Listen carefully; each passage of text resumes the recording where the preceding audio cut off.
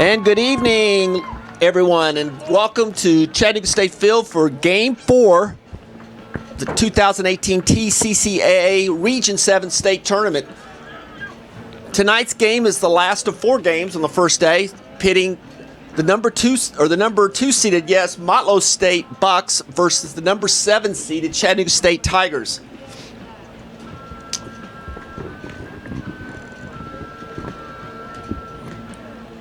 We're going to go over the lineup real quick for Chattanooga State.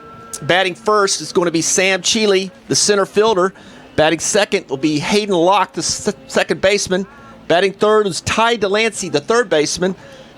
Fourth is Chris Tyler, the first baseman. Batting fifth is Theron Powell, the DH today. Batting seventh is the shortstop, Noah Fitzgerald. Batting eighth is the left fielder, Vinny Vega. Batting ninth is the right fielder, Max Small. Catching today is Trey Hall. And on the mound for Chattanooga State is Kyle Nunn. The batting lineup for Motlow State will be center field, Nathan Sanders. Catching, Paul McIntosh. First baseman, Troy Weatherly. Left field is Colin Smith. Batting fifth will be DeAndre Pitts at third base. Batting sixth will be Kirby Smith, the DH. Batting seventh is Jake Cheney, the shortstop. In the 8 hole is Patrick Music, the second baseman. And batting ninth is Paul Rahman in right field. Pitching today for the Bucs is Logan Walters. With me is Fielder Dennis. Fielder, what's the lowdown on Logan Walters? Yeah, Logan Walters is a freshman right-handed pitcher. 13 games started this year, 7-2 record for the Bucs, 68 1/3 innings pitched, 67 walks, 67 strikeouts, 38 walks, a 3.95 ERA. So this is the guy they really lean on for the Bucs.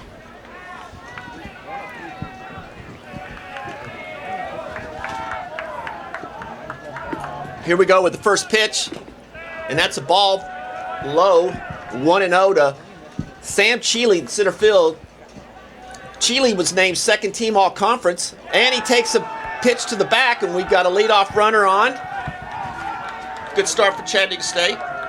Yeah, that's not a hitter you want to get on. Sean Cheeley, during the season, just wreaked havoc on the base path for the Tigers this year. You're talking about 31 stolen bases on the season, and he tries to move as much as possible. He's one to keep an eye on if you're Motlow State.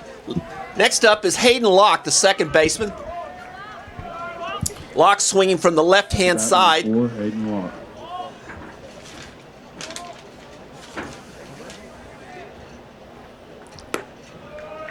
Fastball a little bit outside for a ball, 1-0.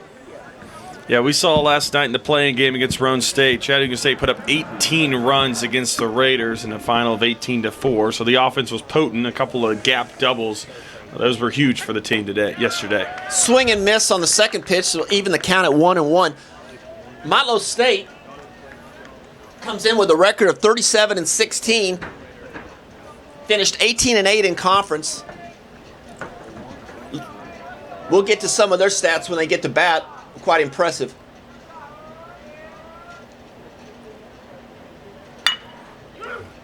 And a bouncing ball through the hole at shortstop. Cheeley's going to round, and he is going to get into third easily.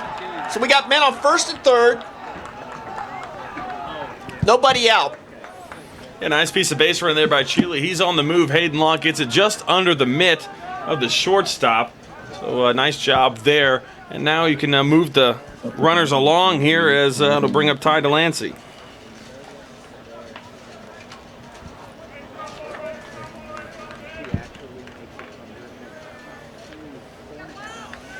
Yeah, Ty Delancey up to bat, another left-hander.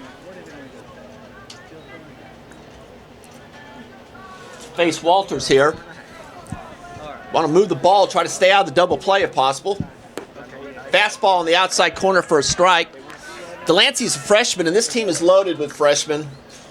He's from just down in Dallas, Georgia. Yeah, on the season, hitting .329, 35 RBIs. That's second on the team, so he's a guy they really lean on. Bouncing ball to the second baseman, and a missed play on that one. Locke moves over to third. Tough hop, but probably a play that the second baseman would have made it. We'll see how this judged. It's judged an error.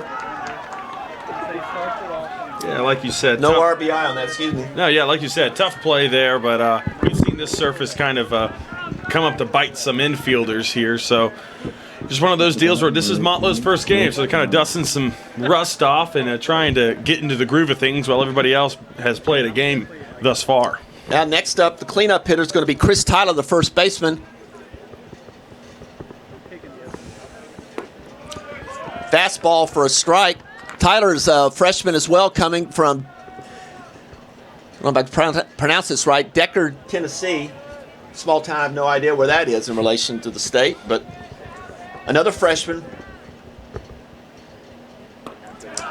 Off-speed pitch high for a ball, 1-1. Nobody out here in the top of the first, 1-0 Tigers.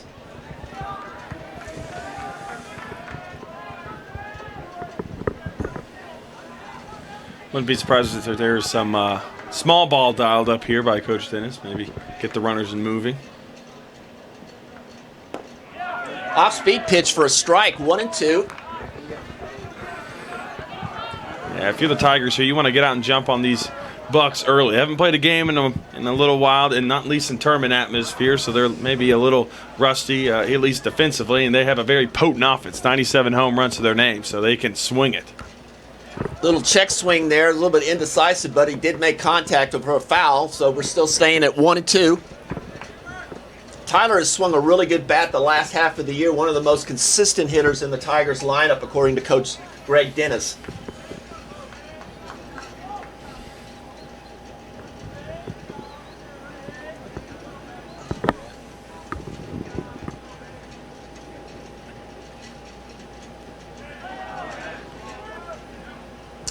Check swing, didn't go for a ball, 2-2.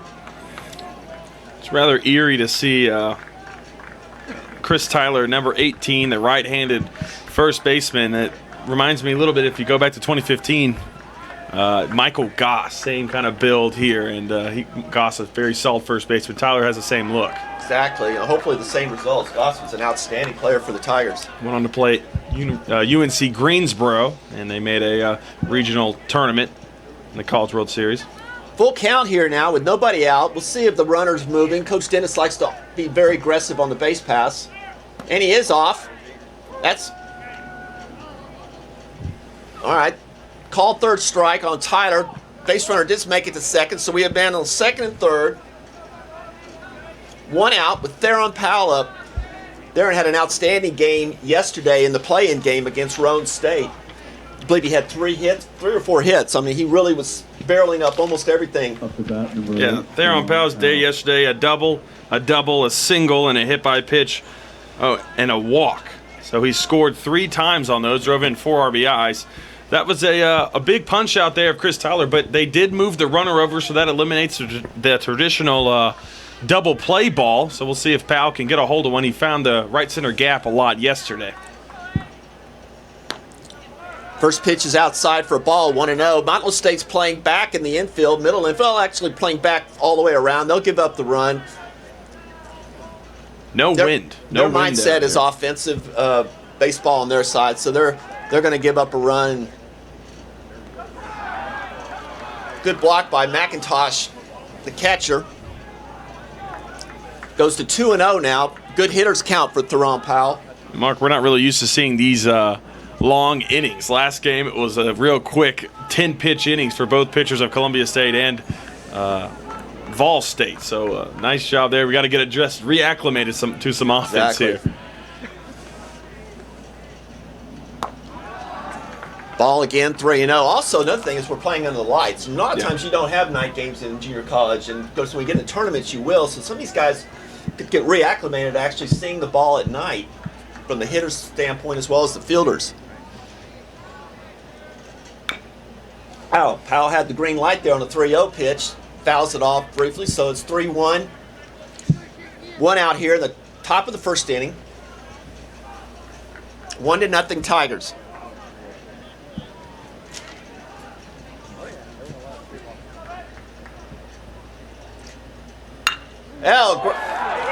Line drive right up the middle for a base hit. We're going to see if he's going to hold him there. Yes, he's going to hold him and keep him at third. So we got men on first and third. And that'll play another run to make it 2-0 Tigers. Yeah, that's a situation there with Theron Powell. Just squares the ball up rather well, and he drives in the run. But unfortunately, he almost hit it too hard to where it got to the center fielder quick enough to where he could come up with a good throw. So having Delancey, who doesn't have a ton of speed on third, now the double play ball's back in action as looks like they're going to use a tool to get some dirt out of their cleats of the pitcher. Dirt's been the key item against the pitchers today. It's been the main foe, if you will, on the mound. Yeah, I don't know. It's ever since the first game, we've had guys sliding off. I mean, it's been perfect weather today. There isn't any moisture, but I guess we've got some packed clay on that mound that causes a little bit of problems. And they're they're cleaning it, washing it every time at the end of the game. Yeah. So it's kind of getting maybe bundled up, gummed up, if you will. 2-0 Tigers now, and that'll bring up the shortstop, Noah Fitzgerald. Fitzgerald's a freshman from Canton, Georgia, just north of Atlanta, I believe. Had a good day, too, as well yesterday. Of course, Tigers scored 18 runs, so I imagine there's going to be very few that did not have a good day at the plate.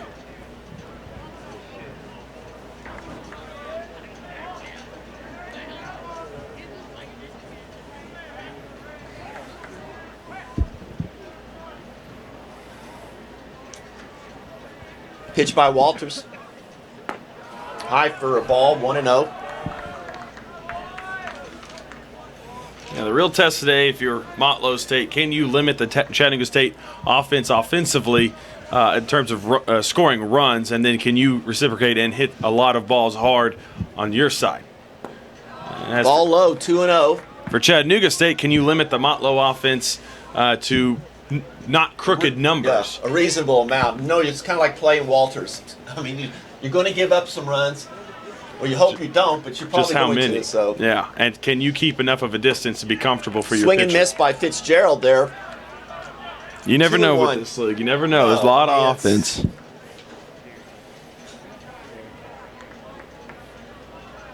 Wind is dead right now, which is good news for the Tigers. Swing and miss again by Fitzgerald. Pulls a string there. Nice job there. We'll just by want the to pitcher. try to stay out of the double play. Maybe try to hit something in the outfield that can play it in Delancey. And a swing and a miss again for a strikeout for the second out. That's a big out there for the Bucs. The double play's off, but they still have the force out of second and first. But more importantly, there was no sacrifice fly to drive in the runner on third. So now Vinny Vega's got to get a base hit if he wants any chance of scoring that run. Yeah, Vega's local boy from Dalton, Georgia. So you're right, exactly. These 2-out hits are really kind of catalyst to give you a long run in a tournament. Good swing by Vega on the fastball. He just barely missed it. 0-1's the count. Yeah, big hole over to the right side of the infield as Powell's being held at first, and the second baseman is still playing over towards the middle portion of the second base. Pitch by Walters. Off-speed pitch had him out in front. 0-2 now. Vega needs to protect the plate. Shorten up his swing. Try to move that ball. There's a lot of space between first and second. Weatherly's holding on Powell. Fouled off the batter's box. Count remains 0-2. Yeah, just got a piece of it there. Vega battling here. That's all you can ask from him right now. 0-2, you got to work your count. Try and make Walters throw as many pitches as possible. But it all, like you say, pick an area. If it's located there, try and find a hole. Yeah, you just want to fight off the good pitches by the pitcher until he maybe makes a mistake, and then you make him pay for it.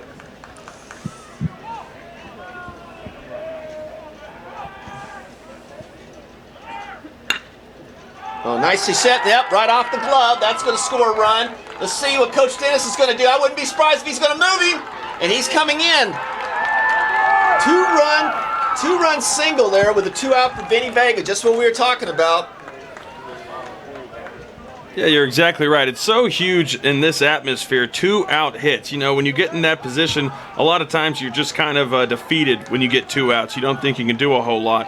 Well, in this area of the season, you've got to build on 2-out rallies. So right now the Tigers are doing a nice job. Still have a runner in scoring position here. Another base hit could score one. Matt Small's up to plate now, the right fielder. Pitch low, makes it 1-0. This all started with that hit by the pitch by Sean Cheely where he was able to advance to third on a base hit. So they're just kind of chipping away here are the Tigers, not overpowering anything. They're not hitting balls in the gaps or to the fence or over the fence. So just kind of chipping away here and kind of grinding out at-bats. Small, another one of the many freshmen on the club from Georgia, Cummings, Georgia. Brother of a previous Tiger a couple years ago, Nate Small. Doing a good job of following in his footsteps here. Counts 1-1 with 2 outs. Fouled off there. 1-2. Yeah, Small was one of the batters that struggled yesterday, even though with the 18 runs wasn't able to get a hit. And, you know, right now he's just got to find his comfort zone up in the batter's box. Well, once again, we're back in a count where he just wants to shorten up his swing, move the ball somewhere. Motlow's been a little shaky on defense we've seen so far, so you just want to move the ball and put the pressure on them, make them make a play.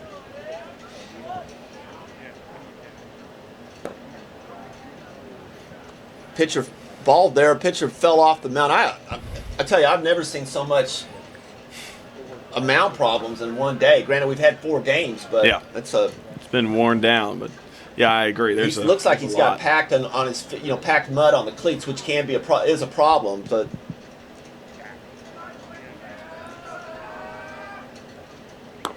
2-2 goes to 3-2 now. 3-2 with 2 outs here in the top of the first inning. 4-0 Tigers.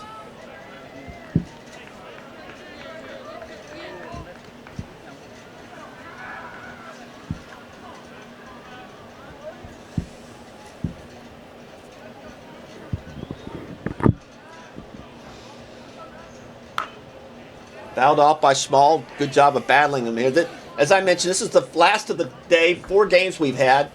Winner of this game will play tomorrow at 7:30 against Volunteer State, who just beat Columbia State in the previous game, 4-2. Loser will play Columbia State at the 1 o'clock, I believe, 1:30. Pitch way in and walking, moving to first base. That's a good at-bat there by Small. He's down 0-2. He didn't get a hit yesterday. You know, maybe pressing a little bit here and then works back to get a walk. I mean, that's a pretty mature at-bat from a freshman. So you got to have a lot of confidence and respect for him walking over to first. So that'll bring up the catcher, Trey Hall. Who he only had 1 hit yesterday, but he was hitting the ball hard, but just at people. Trey has got the ability to really launch a ball. He's definitely got some power for a compact body. So he's pretty aggressive at the plate. So Walter's got to be careful here. He lays the ball over the plate. It'll be 7-0. Walter's at the stretch. Bounce ball, pass ball, and that'll move the runners to second and third. Now he's just really been off the whole inning. I mean, the Tigers have hit, but he has really just struggled with the mound surroundings, and since you could tell he's very uncomfortable. And we're going to get a mound visit by the Motlow State coach. Yeah, I think you hit the nail on the head there. Look, they played last weekend, but they haven't played in a tournament game in this kind of atmosphere. Not that this is win or go home elimination, but still, this is a meaningful baseball game. This is what the season's all about. So you're coming in as a 2 seed, playing a team that played yesterday and scored a substantial amount of runs. So you've kind of got to have the mindset of, okay, we got to come in and play our game and establish our presence, and then force Chattanooga State to play the way we do, which is catch up while we hit. So Motlow, if you're in that dugout right now, you just got to kind of refocus what your goals are here and just worry about getting 1 out at a time rather than swinging for the fences and trying to get Yeah, I you're mean, only going to get one strike. It's not going to be a strikeout right, on it's one a strike. 9-inning game, so we've got the whole game ahead of us here. Yeah. So he just saying, look, we've given up 4. That's not a problem. You know we're going to score. We can score runs. So let's just get out of this inning right now, and we'll get going on our offense. Change up there for a strike, 1-1. Hall's got a right side kind of good and open here. Second baseman trying to hold the runner on second on. A pitch is low for a ball, 2-1.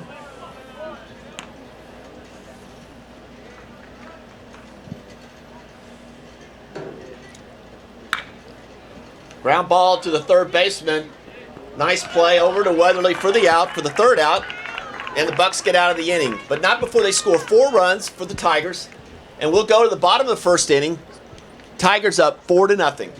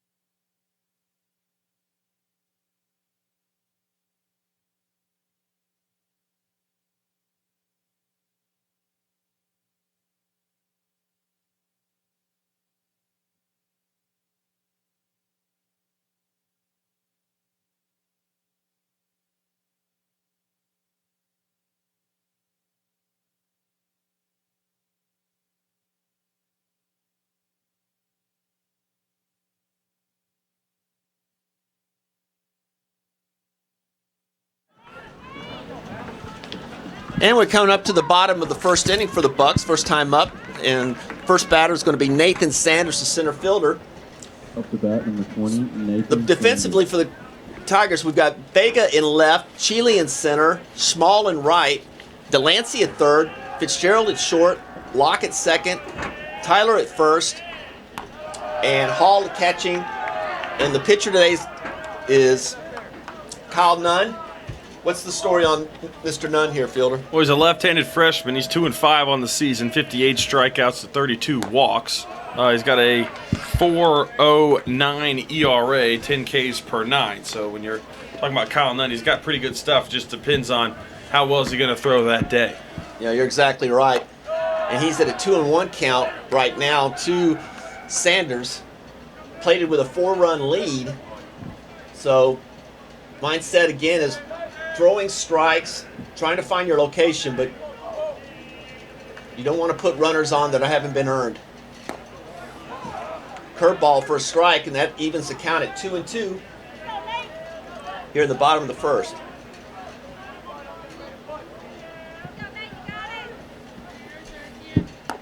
High on the curveball again, 3-2.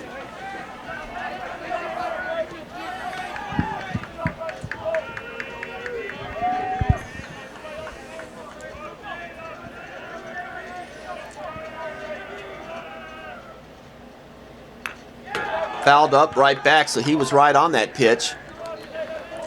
Sanders is a lefty, so a lefty on lefty. In reality, you'd think the advantage there is to Nunn being a left-hander. Motlow's fans traveled the hour-and-a-half trip, and they've filled the stands over here, so they got some support behind them. Curveball way high for a walks the leadoff hitter, which is not a good sign. Yeah, that's what you want if you're Motlow's sake. Get a runner on and let your big boppers come up behind you, including McIntosh here. And I'll bring up the two-hole hitter, the catcher, Paul McIntosh. McIntosh has had an outstanding year. He is slated to go play for West Virginia next year He's been another one of these guys of the big boppers here for Motlow State. And McIntosh on the year slugging at a .693, clipped 16 home runs. The team's got 97, folks. First pitch is high, that curveball. He needs to get that curveball under control. That's really his best pitch. If he doesn't get that curveball under control, it's really in for a long day because his fastball is not consistent. 1-0.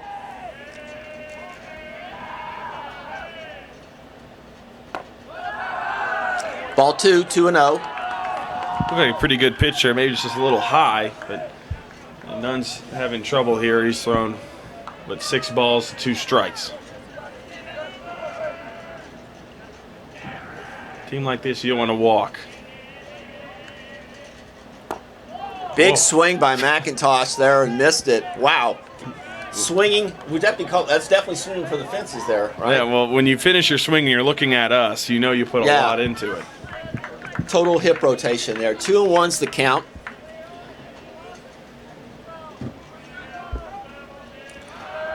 Time called by the home plate ump. Yeah, swinging like that, it's 335 the lines, 380 to the gap, 400 to center. This is not really a home run friendly park necessarily. So swinging like that, you're probably more looking for a gap than you are a home run.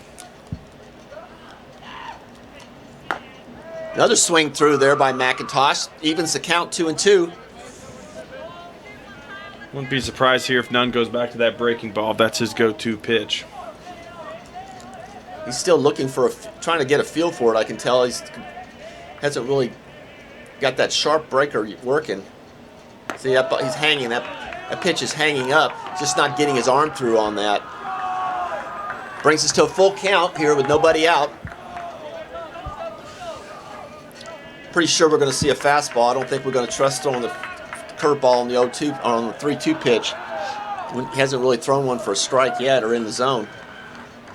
Yeah, if you're Kyle Nunn right here, your mindset needs to be, I'm just going to compete up there. You know, you get behind, you battle back here. Just try and throw something to make some weak contact and avoid the barrel of the bat.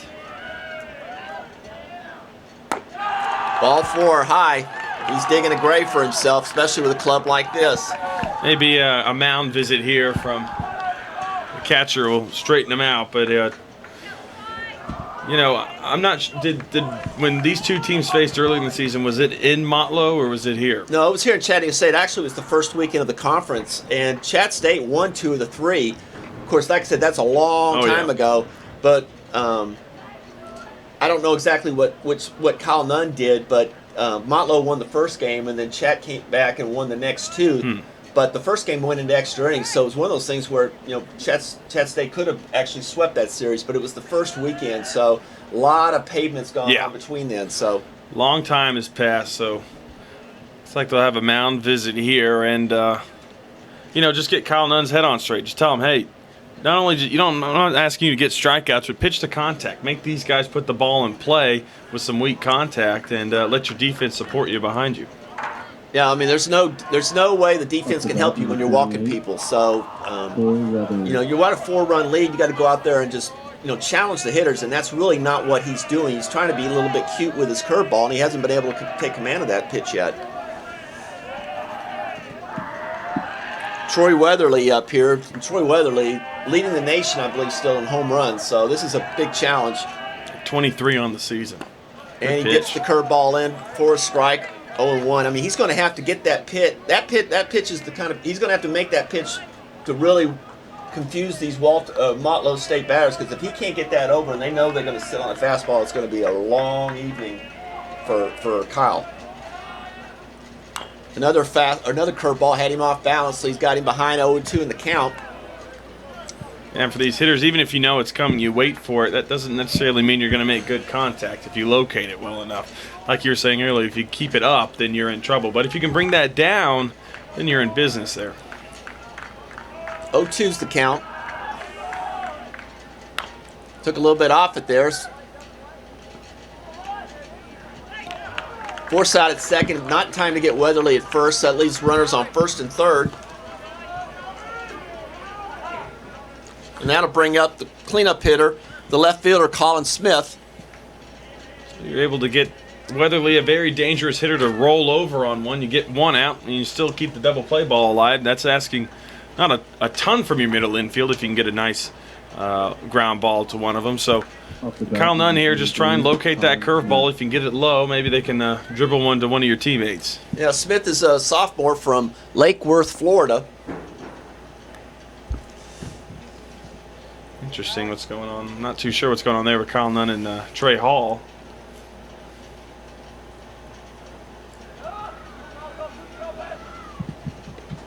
Yeah, Smith on the season, 15 doubles, 48 runs batted in, and hitting a 363 number. This lineup is just filthy in terms of power.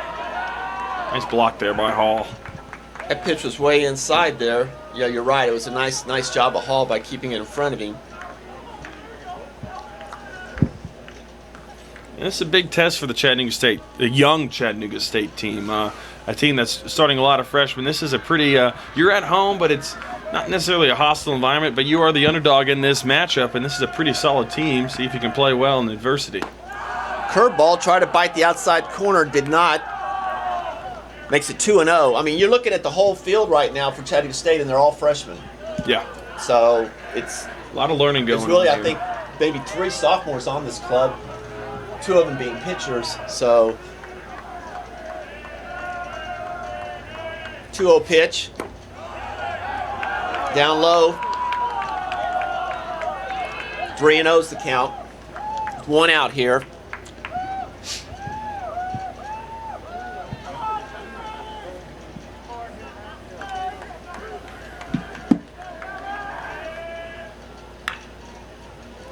Came inside hard on a fastball and jammed him down the line, foul. Interesting swing on the 3-0. 3-1. Yeah, I mean, conventionally you wouldn't do it, but these guys are kind of like Walter State. They're just mindset is hitting, and I guess he's just basically giving them a green light to just do what they need to do. Because that pitch didn't look very good either. It looked like it was inside. So interesting. Still in the hitter's count.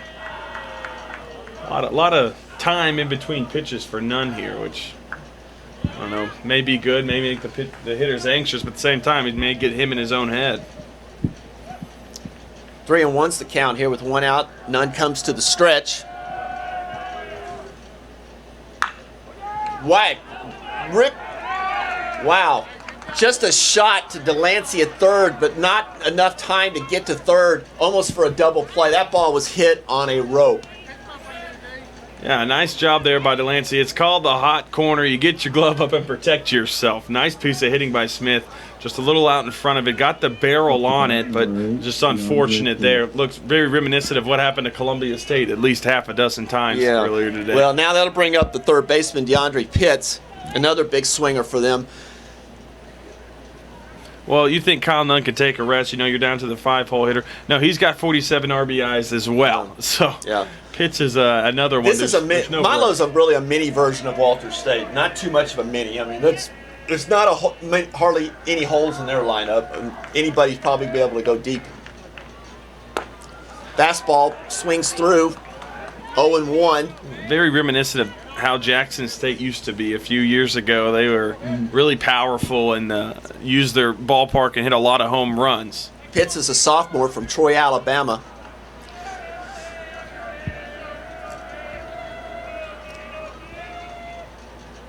Fastball a little bit high. He didn't bite on it, so it's 1-1.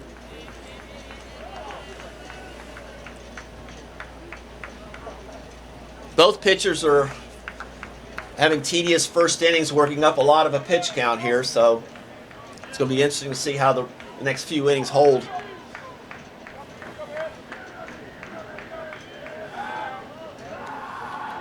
Yeah, but the beauty of this situation here with such a powerful lineup, look, they've got 432 strikeouts as a team, 235 walks. McIntosh is the only starter that has more walks than strikeouts. They're going to swing at pitches. If you can get some bite, you'll be in pretty good business. Yeah, that's a base hit down the right field line. That'll play to run.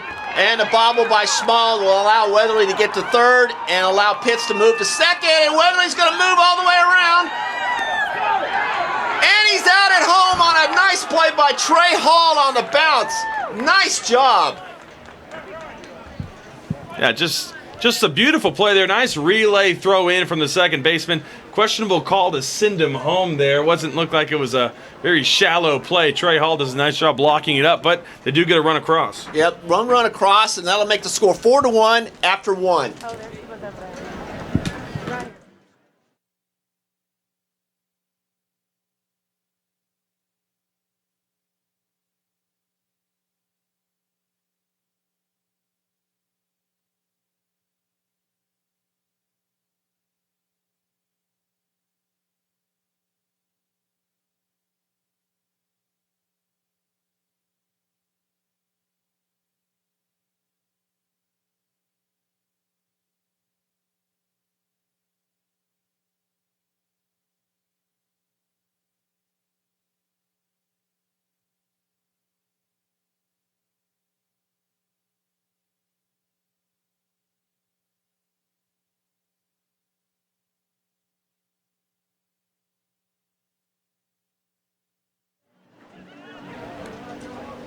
And we're back here for the top of the second inning, and we're going to go back to the top of the order with Sam Cheeley, the center fielder, who was hit by a pitch the first time up. Got the whole thing started.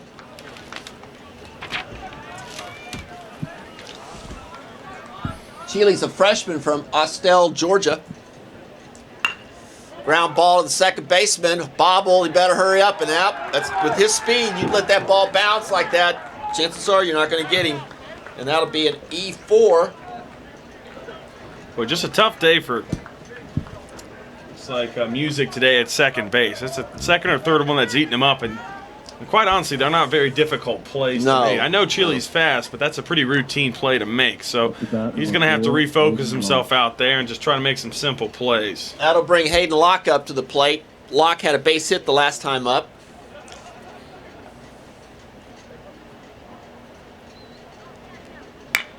That's going to take a double play ball there. Wow, we got him. Double play on that one. Nice play by the short second on the turn there.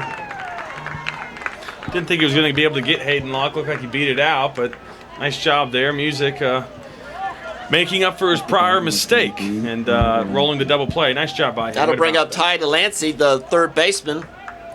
Reached on base last time on an error by the second baseman.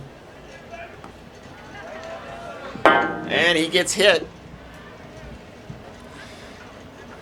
I know it's only the second inning, but boy, it seems like Motlow State just can't get out of their own way right now. Just hit by pitch, error, giving up a single, but kicking a ball in the outfield. That kind of stuff starts to build up. And I mean, now the Tigers, it's only the first inning. It is a 4-1 game, and they do lean on their offense as Motlow, but those things start to build up on you in crucial moments. They may come back to bite you. Yeah, you're right there, and that'll bring up Chris Tyler to the plate. Tyler struck out looking last time up. But it's got to be Chattanooga State's job to keep pressing on the Bucs with that.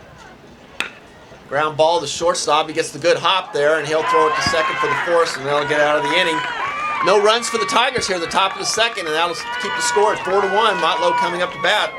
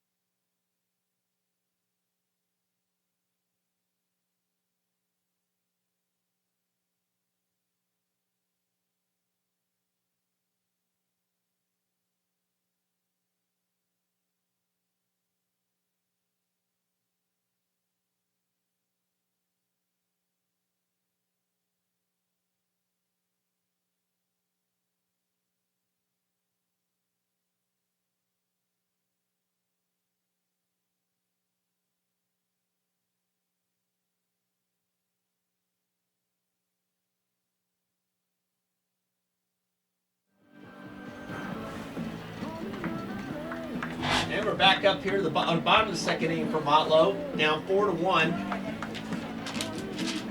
They'll lead off with the designated hitter, Kirby Smith.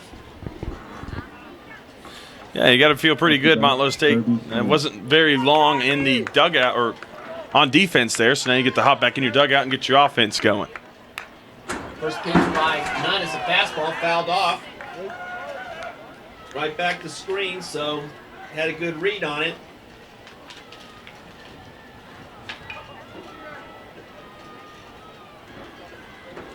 Smith is a sophomore from Fayetteville, Tennessee.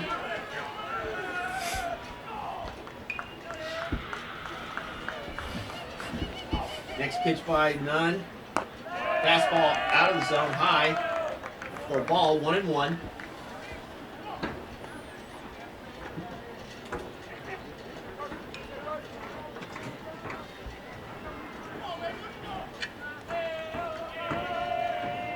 One pitch coming to down low for ball, 2-1.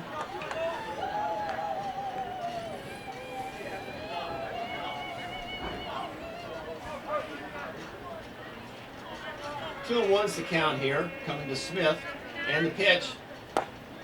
Fastball swings through for a strike, 2-2.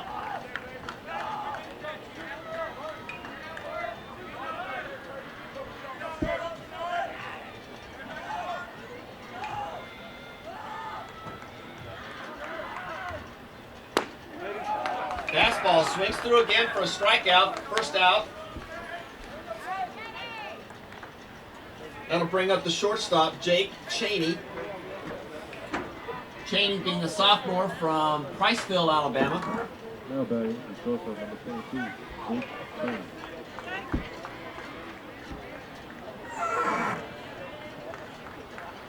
First pitch by Nunn is his fastball swinging through. I've noticed a lot of swing throughs on fastballs. Yeah, and a lot of. I mean, he must have a little zip on it, or maybe they're just not picking the ball off his hand good with the fastball. Yeah, and a lot of Buck batters on the back foot on those swing and misses. Fastball again, fouled off late.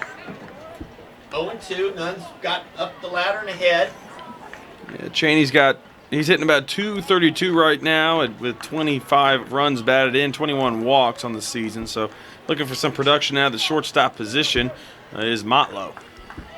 0-2 count here.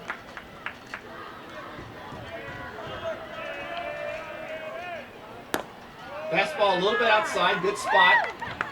Something where he couldn't handle it. Hopefully chased at it, but he didn't. It's 1-2.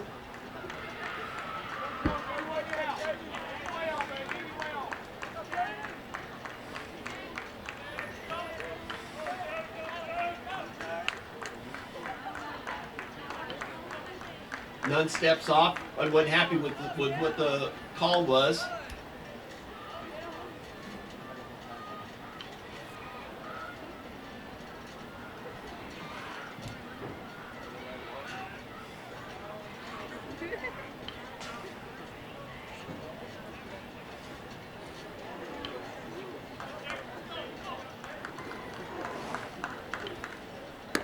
Fastball outside for a ball, 2-2. Get back in the groove here where he's throwing strikes. He got off, got ahead, and now he's got out back at even count 2-2 now.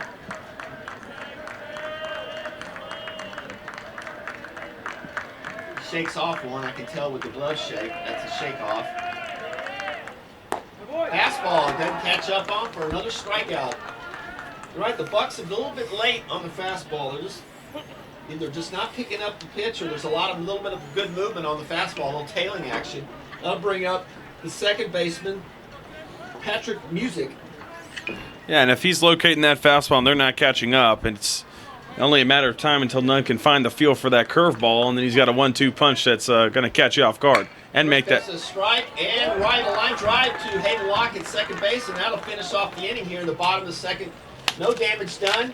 We'll move to the top of the third, 4-1 Tigers.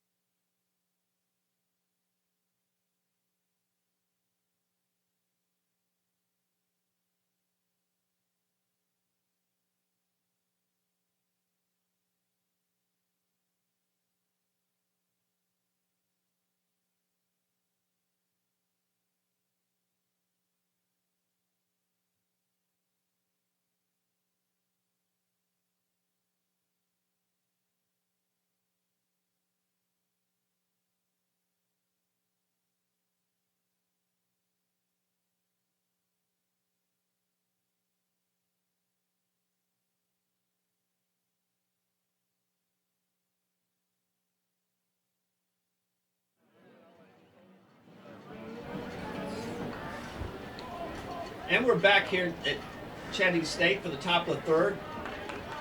4-1's the score. Tigers leading. Leading off for the Tigers is going to be Theron Powell, DH. Had a base hit last time with an RBI. I think you'd have to say the tournament so far for the Tigers, he's swinging the hottest bat. Got jammed on that, but it's going to be a fly out to the third baseman for the first out.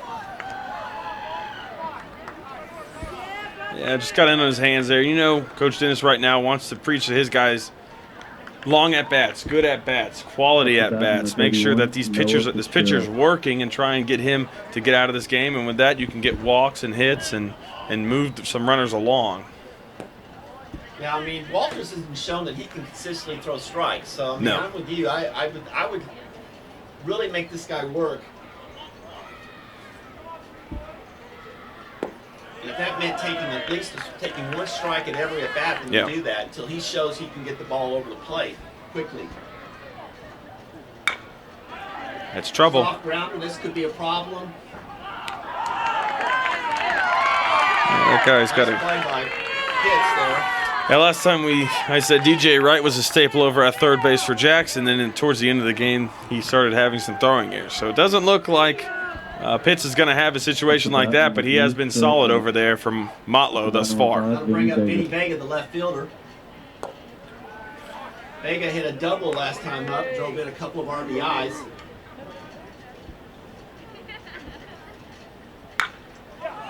Foul ball, I don't think that's going to stay in the park. Over behind the first base dugout. Even the count up 1-1.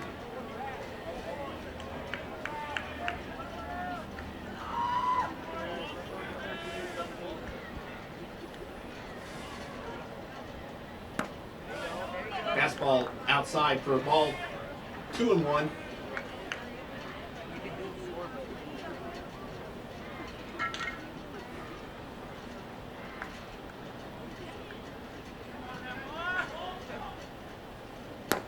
Fastball outside again, 3-1. Good job by Vega holding off on that pitch.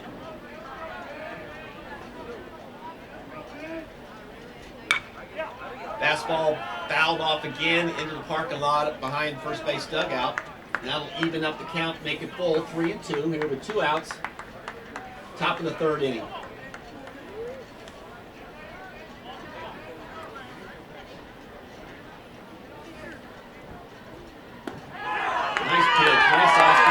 Throws Vega for the call for the strike. And that'll bring the Bucs back to the dugout for the bottom of the third inning. 4-1 Tigers.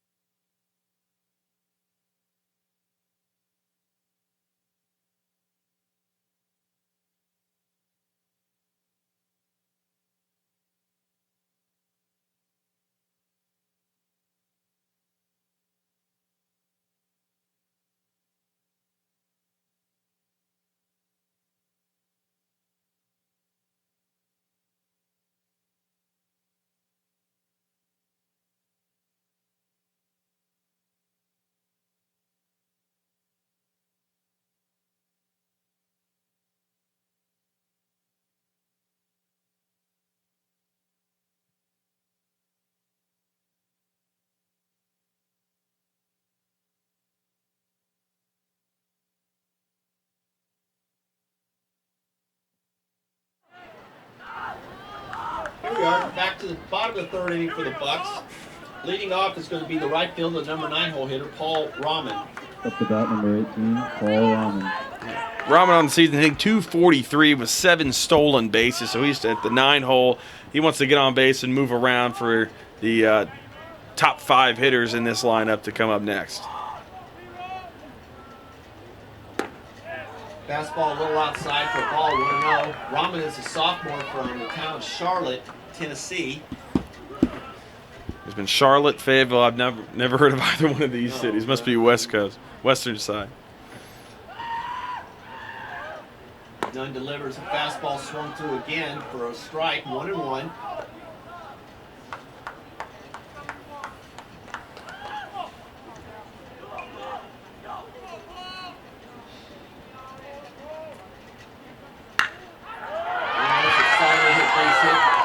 short and third.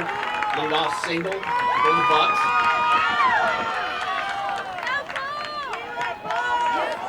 Brings us back to the top of the order. The center fielder, Nathan Sanders, who walked last time. Yeah, so Tigers looking maybe for a double play ball here. Only turned 10 on the season, and Sanders does have some speed over here at the plate, and also there's some speed at first. So it's got to be a perfectly hit ball to one of the middle infielders there.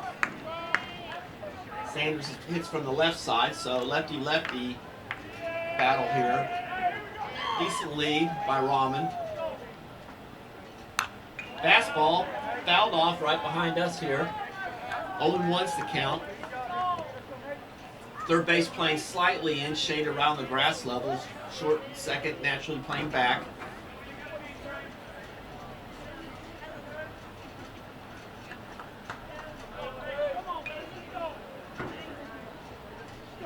None comes to the stretch.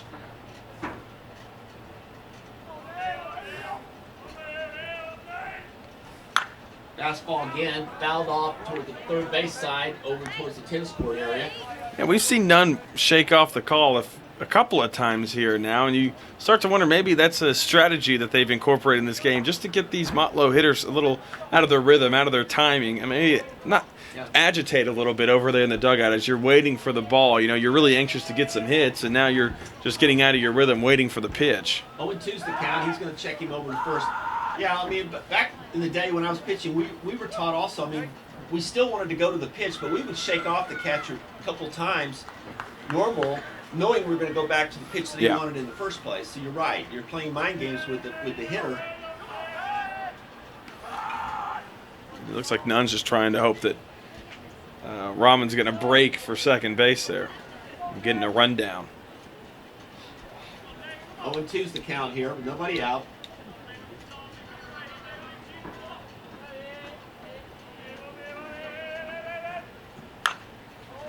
That ball's skied. I don't think it's going to stay in the park. It's going to go right over the first base dugout. Ball retrievers are busy here. And it's dark. That's even dark. That's double whammy. Especially on the third base side. If it gets down there towards the tennis court area, good luck. See you later.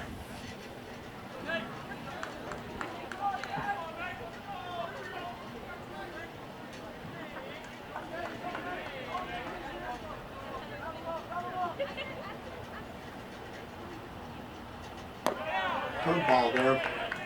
Didn't break, so it stayed high. 1-2's the count. I don't know right now. I'm looking over the softball field. The game just started. I don't know if that's the game the Lady Tigers are playing or not. I think they had to play that. They were playing the 8:30 game. Maybe that they're. I mean, technically it would be them, but I don't know if they're running behind over there. You know, they lost that first game this morning, which was a shocker. So they're playing in a losers out game.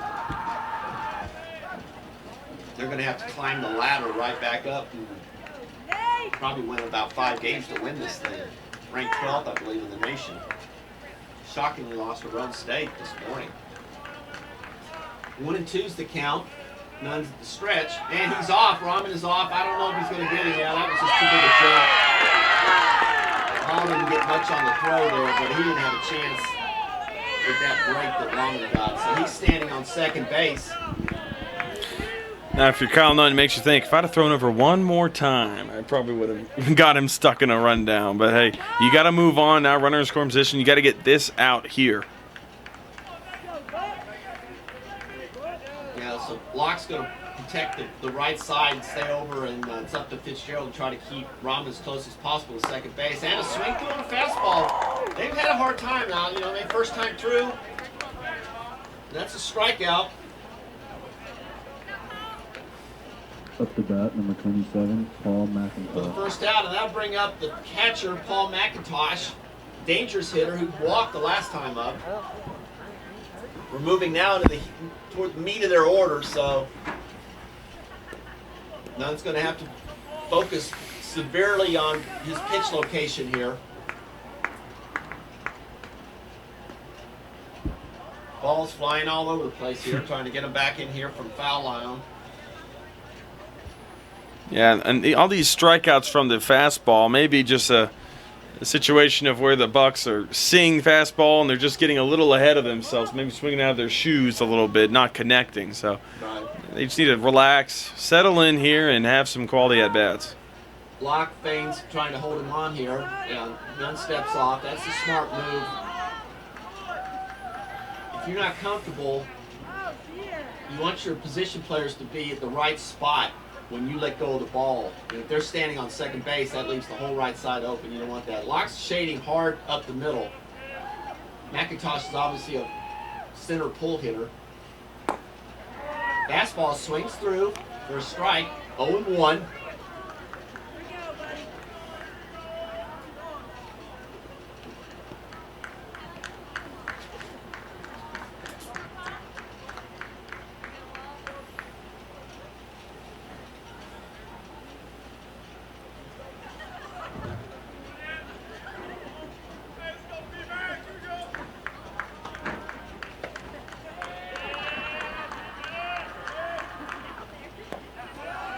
Fastball misses.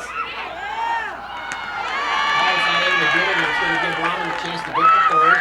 1-1's the count. So now he's definitely in scoring position on any type of a hit. Yeah, Delancey, nice grab there for Trey Hall. That may be a situation where Hall just needs to eat it, and rather than allowing any more damage. But 1-1 count, none. You just got to focus on this batter here. And if you're Motlow State, you got a one-out situation. Sacrifice fly is right in front of you. Pitch is high for this curveball. 2-1.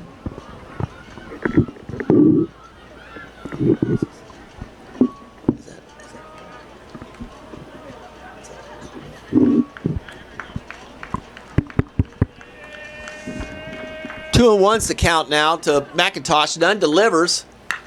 And that's going to be a gap shot there. That's going to chase all the way to the wall.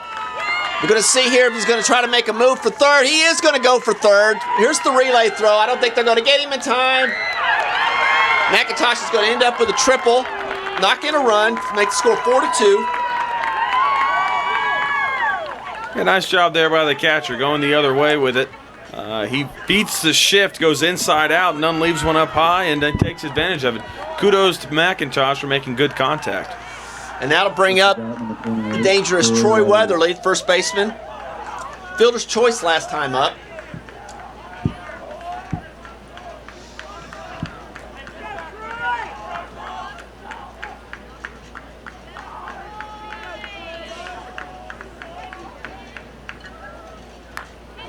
Big swing by Weatherly, just inside, fouls it off right behind us.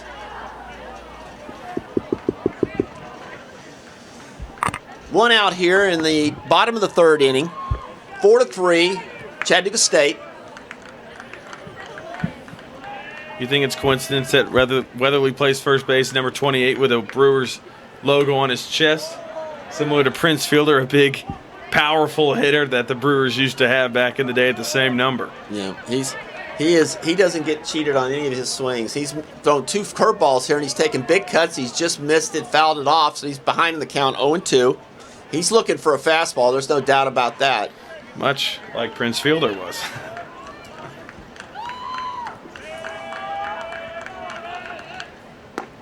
Nice pitch by Nunn, and caught him looking with a curveball. Big out there for the second out of the inning, and that'll bring up the left fielder, Colin Smith. Hit a line drive to Delancey at third base here, so.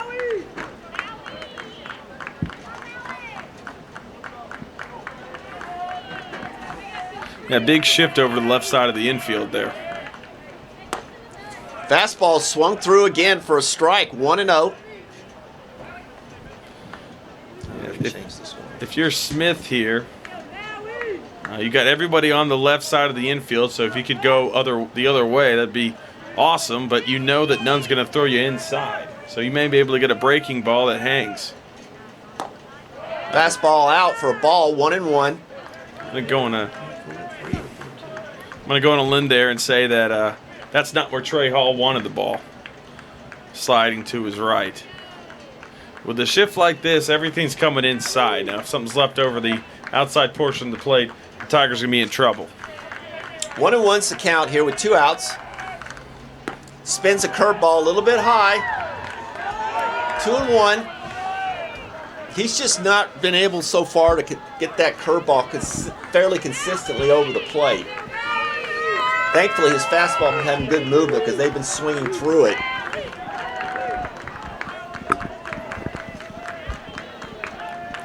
Two and one's the count.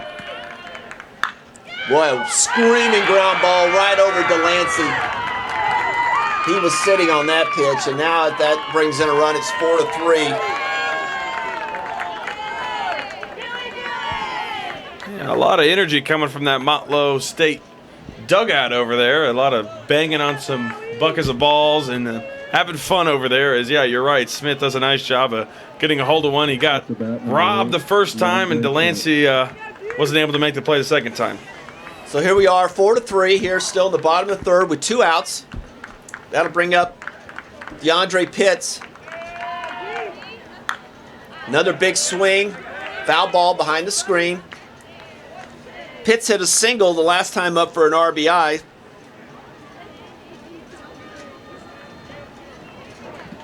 It's kind of murderer's row here for Motlow, the 2-3-4 hitter, 2-3-4-5 actually, getting through that.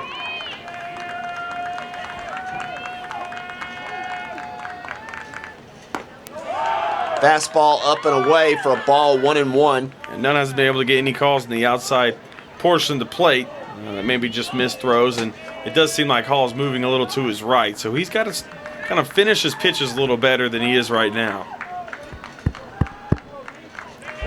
1-1 delivery here coming up. And he's off. The pitch is off a little high. No chance to get him. And he's going to end up at second base. So we have a runner on second base now. 2-1 count to DeAndre Pitts. Smith really isn't a stolen base threat. That's the 4th on the season. Hall not even making an attempt of a throw. So looks like Bucs may be in business here to try and tie this game up.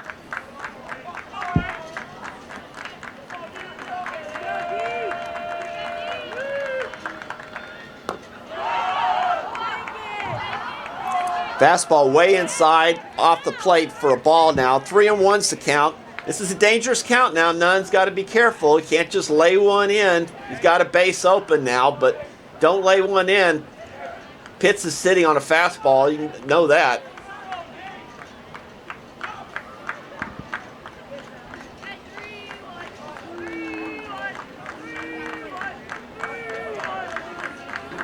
Nunn comes to the stretch. Turns, tries to pick off play, but Smith wasn't really off far enough to be deceived on that.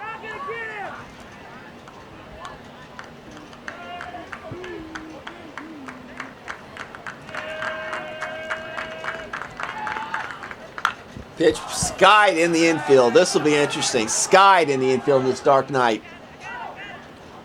And caught by Locke for the third out. So the Tigers get out of that with the lead still, 4-3 after 3.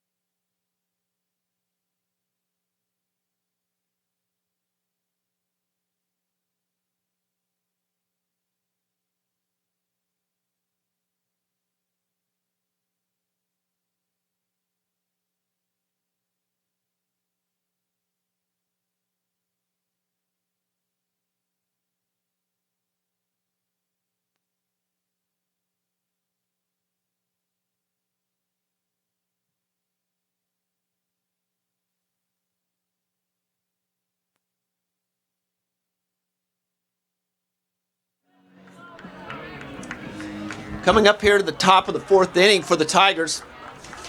Up to bat, number 22. Leading off will be Max Small, the right fielder. Walked last time up.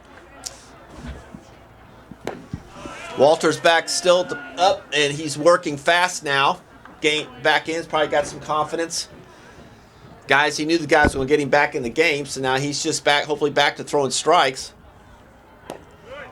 Fastball just off the plate. 1-0. Or, yeah, 1-1's the count. But Small got a good piece of that ball.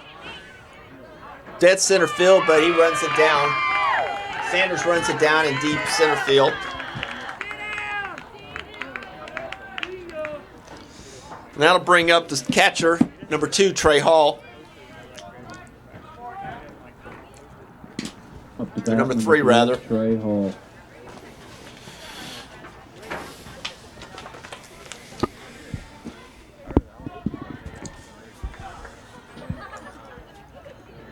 First pitch by Walters is a strike. You know, if you're a Chattanooga State fan, fielder, you got to be a little bit worried about how the flow of this game has gone now. Yeah. They got off to a lead, but the last 3 innings, it's been a bit of a hard ride here, running through this Motlow lineup now twice. Yeah, if you just walked up to the game, you'd think that Motlow was the guest with 4 runs. The way the momentum is, it seems like they're in control of this game, even though they're down a run. So for the Tigers, just make quality at-bats, make the pitcher work, draw some walks, get some base hits. I mean, everything's in your control. It's just a matter of, can you execute? Fastball low down for the ball. Now it's 2-1 here in the top of the 4th inning. Curveball hangs high. Takes the count to ball 3, 3-1 to Trey Hall. This could be a big AB, or if you could draw a walk, flip the lineup over, and maybe Chile can get some work going. Oh, skied up. Great play by the second baseman here. He robbed Trey Hall of a base hit. Nice play by the second baseman. That would have been a Sports Center moment there. Momentum is key in these games, and that's a big momentum swing right there. Nice play by Music, rebounding from a couple of errors there, and is making his impact known. Tough break for the Tigers. Yeah, that'll bring Chile up to the plate, the center fielder, who's 0 for 1, or actually 0 for 2. Hit to the second baseman last time up on an error. So, second baseman redeemed for a couple of errors he's made in the game tonight. But that was a really big-time play because he doesn't make that play. That ball's rolling. Yeah. And it seems like for the Tigers, every time you walk up, there's 2 outs already. So you got to stop the bleeding in that sense of the word. Chile hits a fly ball to center field, and that's probably going to be caught. Yes, it is. So a quick inning for the Bucs again, and they're back in the dugout, and the Tigers are back out again for some more defense. Here we go from 3.5 innings, and score stays the same, 4-3, Chattanooga State.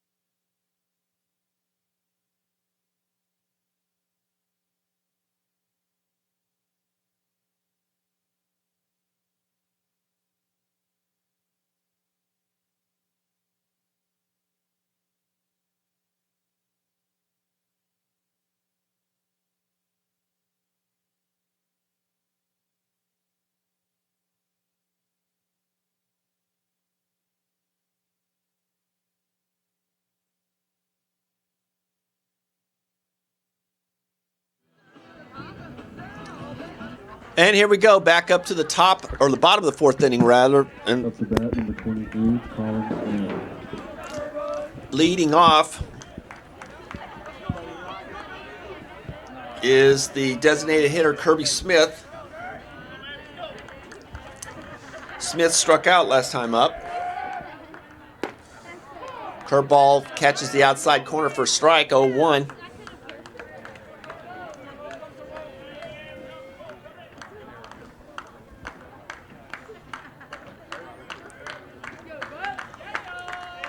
Nunn delivers. Another curve. That was close, but probably a little bit high. Umpire didn't like it, so it goes to 1-1.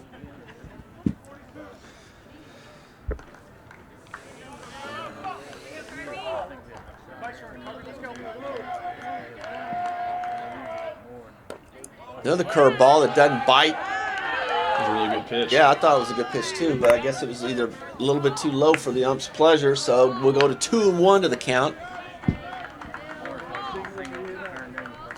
Really a lot of commotion going on back. I don't know if that's coming from Motlow's fans. I mean, a lot. It seems like it's over here, about to the left of me. Combination of Motlow's fans and the dugout chanting at Mr. Nunn as it's another strike there. Oh, okay, here we go. Strike makes it 2-2. Yeah, that's a lot of commotion from the dugout. I was wondering I didn't know if that was fans or what there.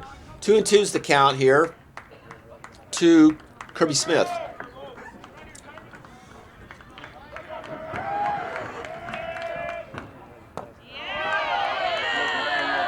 Fastball close on the inside. Just a little bit in. Runs the count full. 3-2.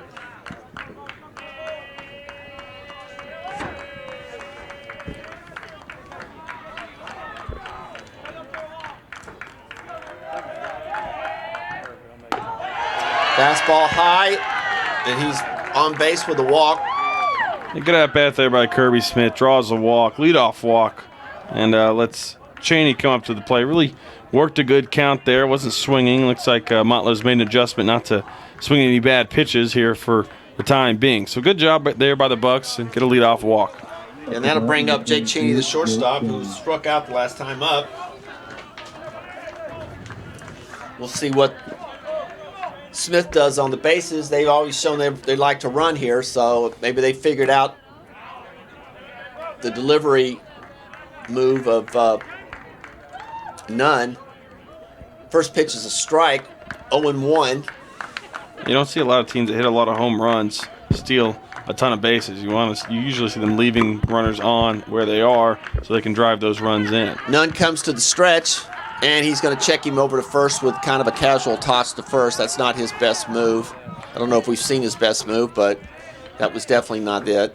Cheney squared around the bunt there, so now they're going a little small ball. Maybe they took a page out of Walter's state book. They saw how they played today. 0-1 delivery coming up. Squared around a bunt, and there's a bunt. He wasn't able to get it through. Went bunt through. Makes the count 0-2, so chances are the bunt off, but you never know. Yeah, Cheney just did a poor job of catching the ball with the barrel of the bat there on the bunt execution. Now down 0-2, he's got to be defensive.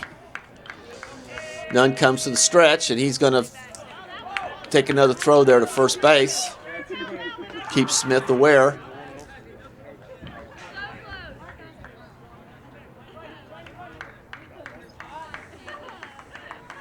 Nunn comes to the stretch. The 0-2 pitch. Wow, nice pitch. I guess that was just off the plate. Look. 1-2's the count now.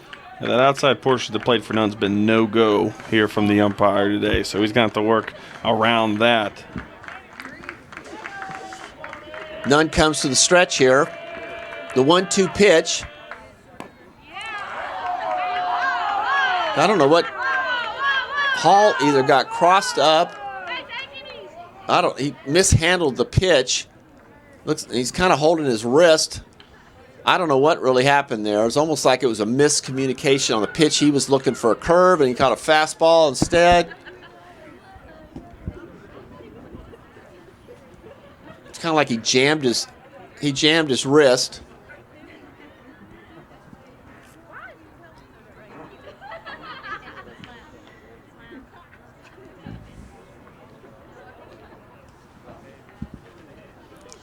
Coach Dennis is over there looking at him.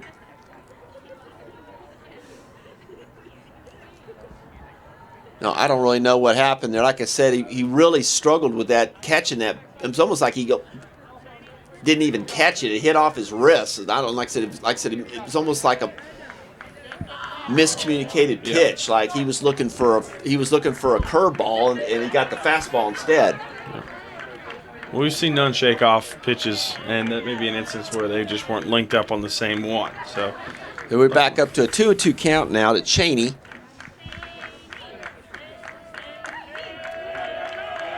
And Nunn will go back over with the 50% pickoff move. Not entirely sure why the fans are upset with him throwing over to first there. But, yeah, I think it's I think he's doing what we said earlier, just trying to kill some timing here and some rhythm for the Motlow State offense. Oh, and there's your good move. He just threw it down low where he couldn't handle it, but that was the good move. And he had him leaning. Had him lulled to sleep. He could have got the ball up where Tyler could catch it right there. He probably would have had a good chance at him. He went to a quicker delivery there, and that's what he needs to do. Being a left-hander, he needs to go to a slide step, get to a quick delivery where these guys can't time his leg kick up. Fastball fouled off again over into the screen on the first base side.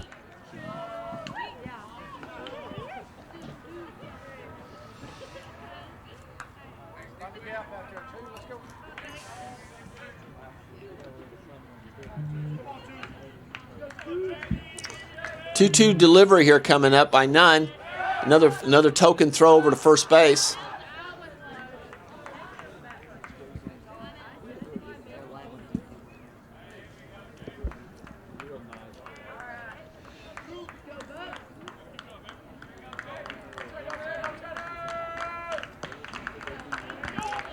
Two-two count, and here's up to the stretch, and here's the pitch.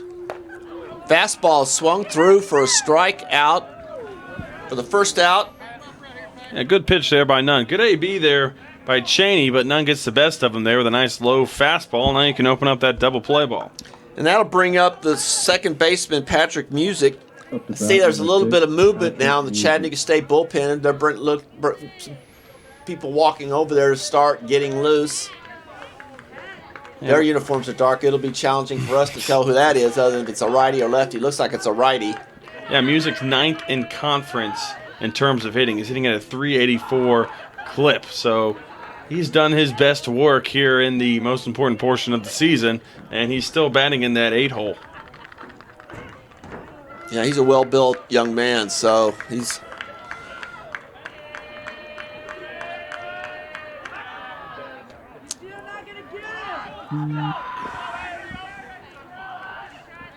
Nunn tries again for the move over to first base, trying to keep Smith close.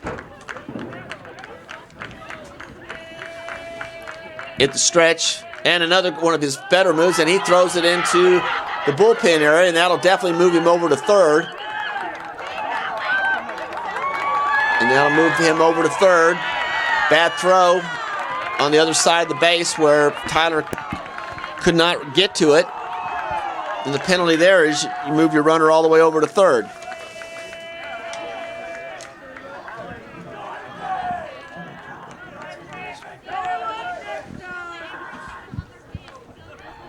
And that'll get a visit from Coach Parrish.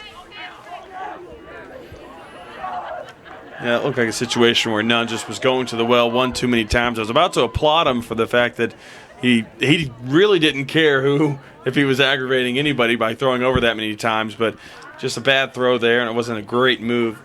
So really needs to focus on getting the hitters now, because he went from a situation where he could get a double play and get out of the inning to now he's got a sacrifice fly opportunity for Music. Right. And whoever was warming up for the Tigers they're moving back into the dugout, so don't know really what happened there.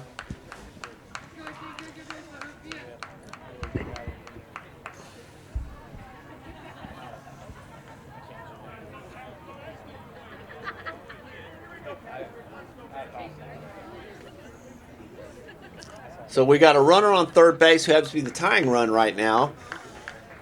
One out. Music up to the bat. Tigers are playing back. They're going to concede the run. Try to get an out here.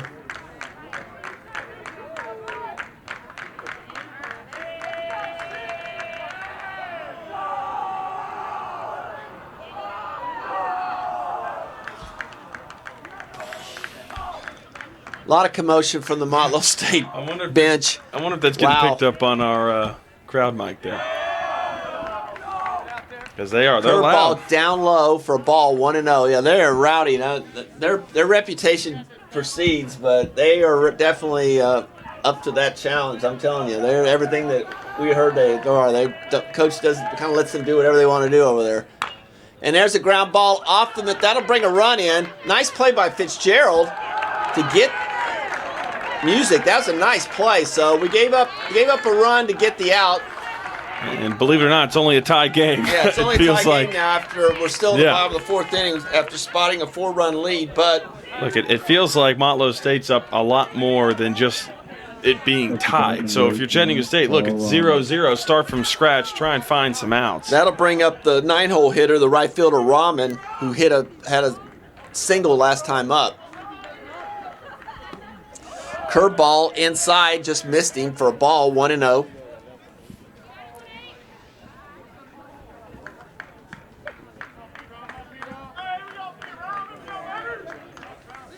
Nunn delivers.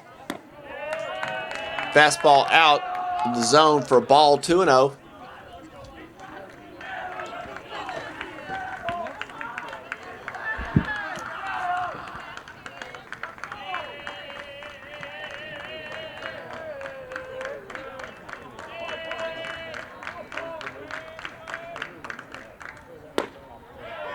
Two 2-0 deliveries, a fastball for a strike, 2-1.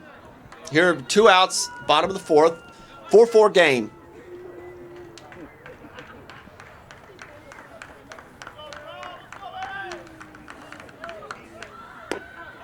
Fastball just creeping in for a ball, goes to 3-1.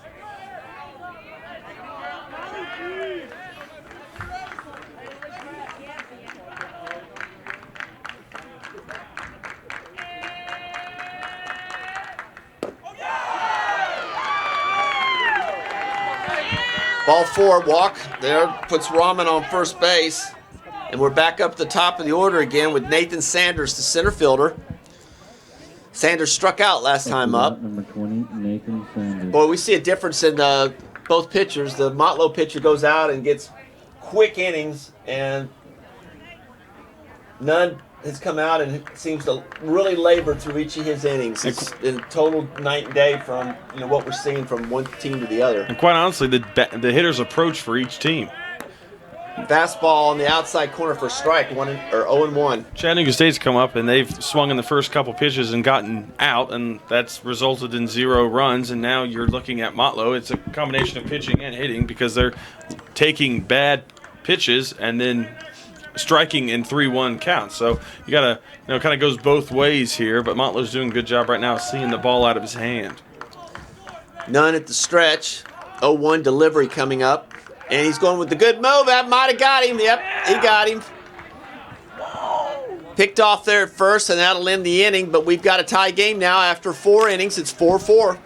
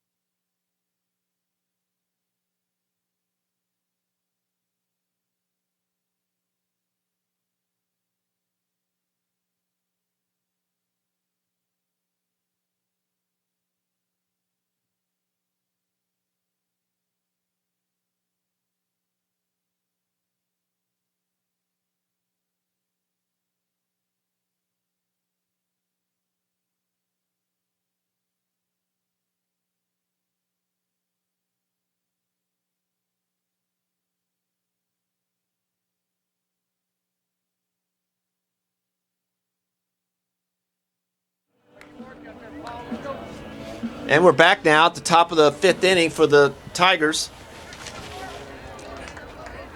Leading off will be the second baseman, Hayden Locke. About number 4, Hayden Locke. Locke's hit the ball hard both times. Single first time up, and then hit into a double play that was hard hit to the shortstop.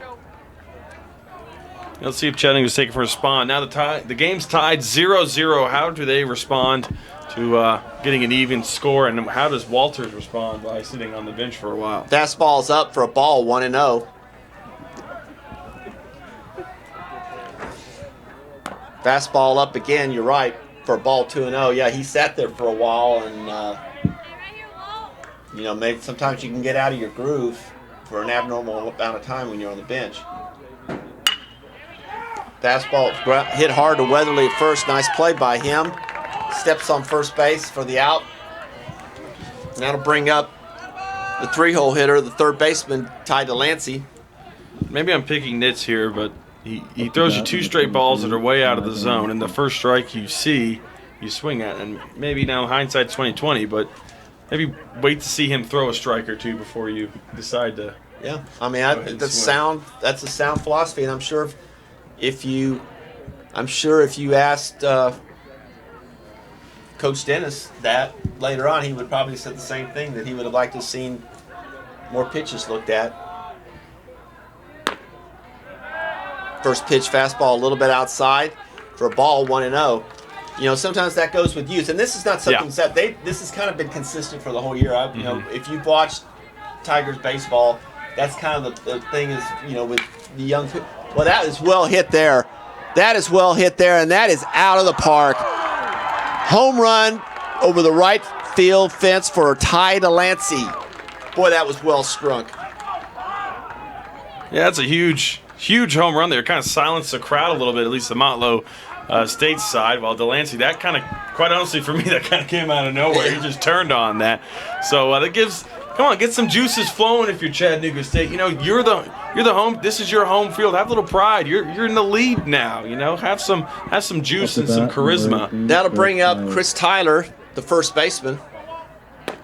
Off-speed pitch, gets back in the groove there for a strike, 0-1. Here with 1 out, top of the 5th. Walters hit fastball off Tyler's shin. One of those he'll feel it tomorrow morning. Brings the count to 0-2. He didn't have any shin guard on or anything, and he bared the brunt of it. So Tyler's kind of try to walk it off a little bit.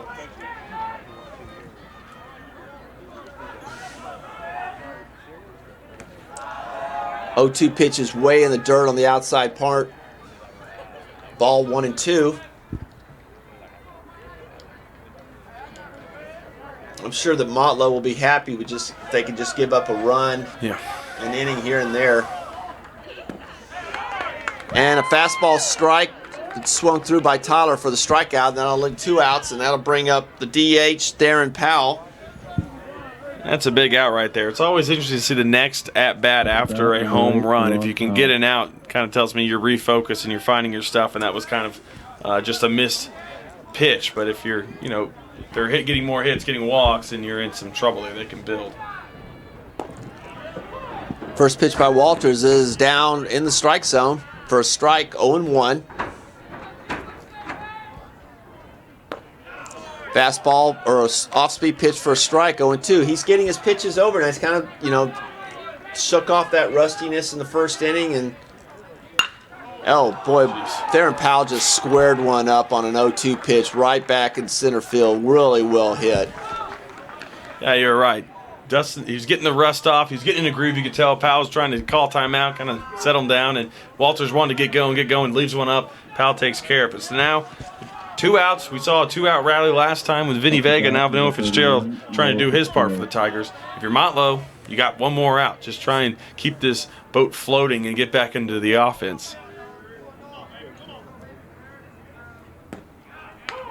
No, off-speed pitch is a strike, 0-1. Fitzgerald was way out in front.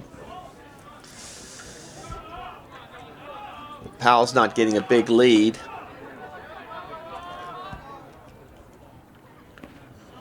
Fitzgerald swings through an off-speed pitch on the outside corner for 0-2 now, way behind in the count.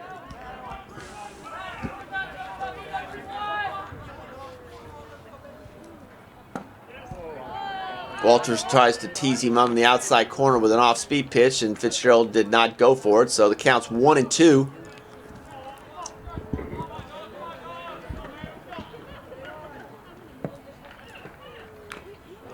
Foul tip by Fitzgerald.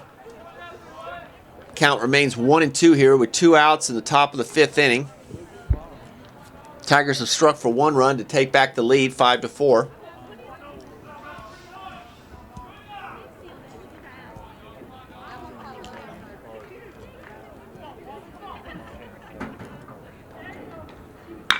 Nice hit by Fitzgerald. He left the ball up in the zone there, and he paid the price. So base hit by Fitzgerald here, leaves men on first and second. And that'll bring up the left fielder, Vinny Vega. Vega's got a double in the first inning for a couple of runs, took a called third strike. Number 5, Vinny Vega. You got that double with how many outs were there in the inning? 2 outs. A nice 2-out hit. So a situation here where he can do some damage yet again, and got to get some confidence growing in that Chattanooga State bullpen, at least or dugout rather, offensively, seeing that both of these hitters and Powell and Fitzgerald just squared it up, teed it up. Walters is throwing well from innings 2 through looks like 4, but this is a whole new inning. If he leaves one up, take advantage of it. Yeah, these 2-out situations are so big, especially in tournament time. You find that the teams that you see advancing on are teams that have demonstrated the ability to capitalize on these type of moments. Vinny Vega already won 2-out RBI today. He gets one in the gap here. He probably could score 2. Walter's going to come to the stretch here.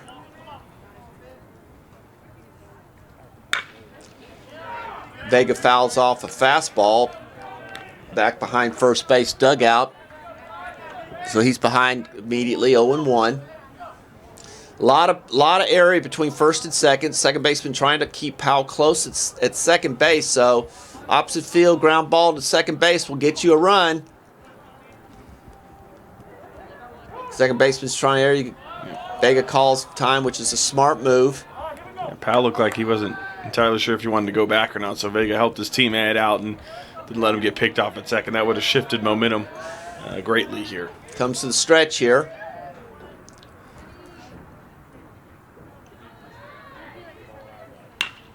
And Vega tries to go to the right field, and he's just not quick enough, and the ball's out behind the right field fence in the recreation area. So he's trying to go to the right side, just not getting there quick enough in the zone.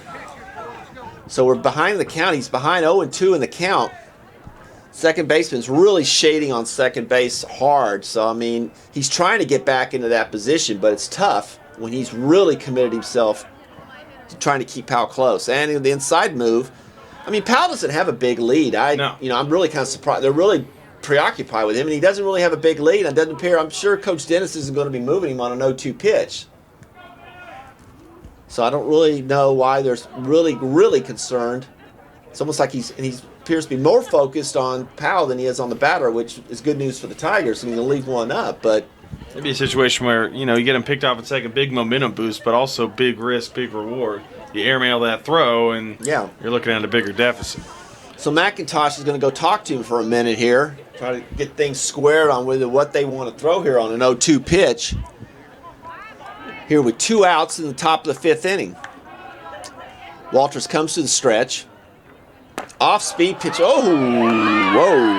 That looked good. Walters wanted that pitch. I'm sure McIntosh did. The crowd mic sure did. The crowd mic tells us they did. So we're 1-2. Walters to the stretch. Vega fouls it off again. Hanging tough. Got to just shorten your swing with 2 strikes, and just if it's on the outside, you just go with it and take advantage of that open area there between first and second. Walters in the stretch on the 1-2 pitch. He's trying. Just not quick enough, but he's trying. 1-2, foul ball way out there in the parking lot area. Look, no matter the result, pretty solid at bat here by Vinny Vega, working Walters and just really showing that he's battling up here, just competing at the plate, which is huge for the Tigers. Running that pitch count up too. Even if he doesn't produce here, he's running pitch count. And the hand open, he wants a, and it turns over a ball. Oh, bopped it. Let's see what happens. He's not going to. Then unfortunately, the ball didn't go into the outfield far enough for Powell to score. So we got bases loaded on the error by the shortstop. And that'll bring up the right fielder, Max Small, who hit a really barreled one up good on a fly out to center field, drove him almost to the warning track. Max Small. So this has not been a defensive display here, contrary to what we saw in the game previous. So fastball down low for a ball, 1-0. Yeah, Motlow's 5th in the conference in fielding percentage, but right now, I mean, that's Vinny Vega does have some solid speed, but that should be a relatively routine play at short. Unable to come up with it. And Small pops it up to the center fielder. And it's an easy catch for the center fielder, and that'll get them out of the inning. Tigers do pick up 1 run to take the lead, 5-4. We move into the bottom of the 5th inning.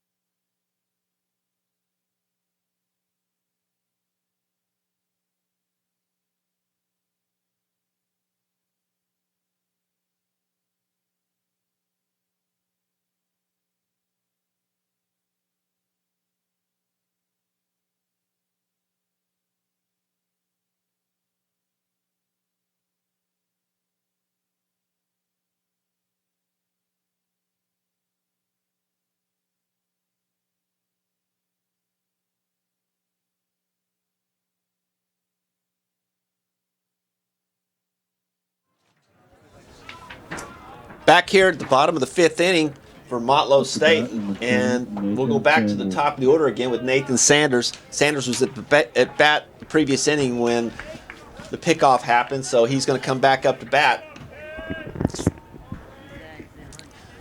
Nunn delivers the first pitch, a curveball, a little low and outside for a ball, 1-0. 5-4 is the score here currently. We're just past the halfway point of this game.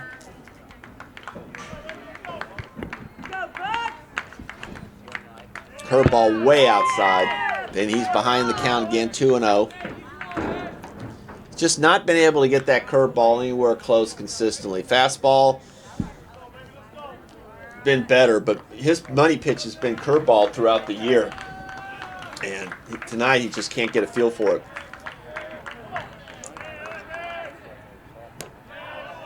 Fastball down low in the dirt, 3-0 behind the count. Recipe here you don't want to see happen, especially with the leadoff hitter, but 3-0's the count now.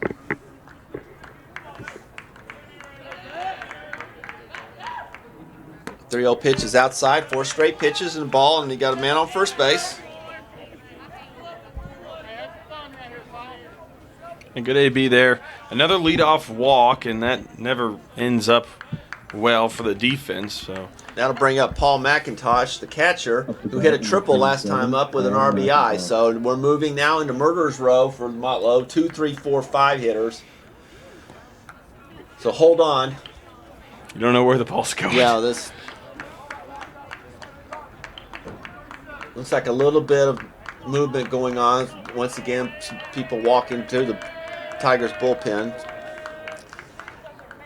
Pitch nearly hit him on the curveball, so he's not even getting his location close on the curveball. He's starting in the middle in, and by the time it curves, it's back into the batter. So 1-0's the count.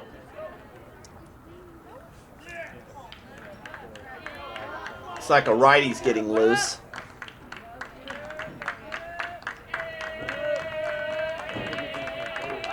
Nunn's going to throw the tease move back over to first. I mean, he's shown him the good move, so. Lull him to sleep. That's what Nunn's game plan is here.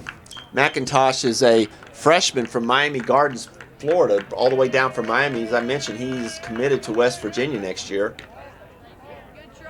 Had an outstanding year and most likely will move into there. They have a really good program up there, so he's going to move in and compete in the Big 12. Morgantown, West Virginia. Yeah. A Mountaineer. Current St. Louis Cardinal Jed Jerko from West Virginia University. Oh, another good move. Almost had him. Almost had him. Took one step, but he really wasn't off far enough to get really caught in no man's land. No, but you can tell these base runners aren't 100% confident moving forward. Now he's got they don't know that move. Lead, healthy lead. But he's still looking at another half step, so he's got a decent lead. But he's taking a first step back. Nunn's got to throw strikes here. I mean, it's not going to make a difference what kind of. And you can't rely Coach on getting. Parrish, I think, is going to walk back out again for another discussion with Kyle Nunn. And the discussion is, son, you're going to have to throw strikes. You're going to have to. We can't defense walks. And he has got to find a way to get the ball in the zone and have these guys hit the ball and pitch to contact. I mean, they're going to hit the ball. They're going to hit the ball, but walks. Yeah. Are indefensible, so you just can't. You got to make them at least put it in play. So that's what I think he's telling them here. And if they do, McIntosh has the ability. McIntosh, Weatherly, Smith, Pitts all have the ability to make it a 500-foot home run. But at least you're giving your team a chance. I think Coach Dennis could live with hits. Yeah. I mean, and any manager will. It's the walks that'll drive you crazy, and you just can't defense them. So I mean, pitch to contact, compete. Mm-hmm. Concentrate on trying to find a zone. Don't be too fine, but you got to be able to throw the ball around the plate. So we're at a 2-0 count now. He's looking dead red fastball, I can tell you that much. He knows he can't get the curveball over the plate, so he's looking dead red fastball.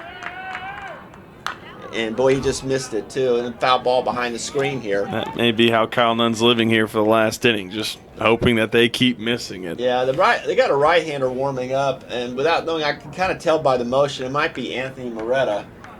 And we'll see. He's got that kind of motion, so, and if it is, Moretta's a much more of a high velo guy. We saw him yesterday, and, he's a guy that can, kind of almost like a right-handed version of Nunn. He can be really good, but he can also, if he can't find the zone, he can be really, really challenging for the eyes because if you can't find the zone. But he's got much more velo and on the right side to compete against these right-handed hitters. Fastball swings through by McIntosh, and it's a strike, so we're back up to a 2-2 count. I'm just absolutely baffled. There must be some late movement on this fastball because they're just not catching up to it. It doesn't seem like it's an overpowering. I mean, being a lefty, the ball's probably tailing a little bit, but and it might be night. I mean, it has something to do with night. The batter's eye is not as clear. 2-2 pitch coming up here by Nunn. Oh, good pitch. And that must be just a shade up. So we're back up to a full count now. Good eye there by McIntosh. Really solid player here. I'm a fan. Behind the plate, he's digging deep as a catcher, and he comes up and he has more walks and strikeouts. Really patient, disciplined hitter here. 3-2 delivery coming, and he's going to give the token move back over to first base. Yeah, I mean he's got all the tools. I mean he's a solid defensive catcher, good arm, and of course he's got a good bat. So I can see why a school like West Virginia would be all over getting him up there as soon as possible. 3 years of having him is a big plus for them. And they're kind of a young, growing program. I mean, they get up there and compete against Oklahoma and Oklahoma State, Texas Tech. I mean, that's a solid TCU. Like SEC, not kind of a very solid baseball conference. Token move again to first. Nunn's just trying to lull him to sleep.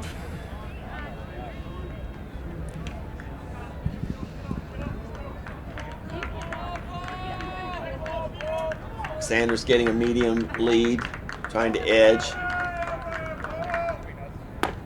3-2 strike. Wow. Swung through it. That's what we've seen. So we've got one out on the strikeout, and that'll bring up first baseman Troy Weatherly.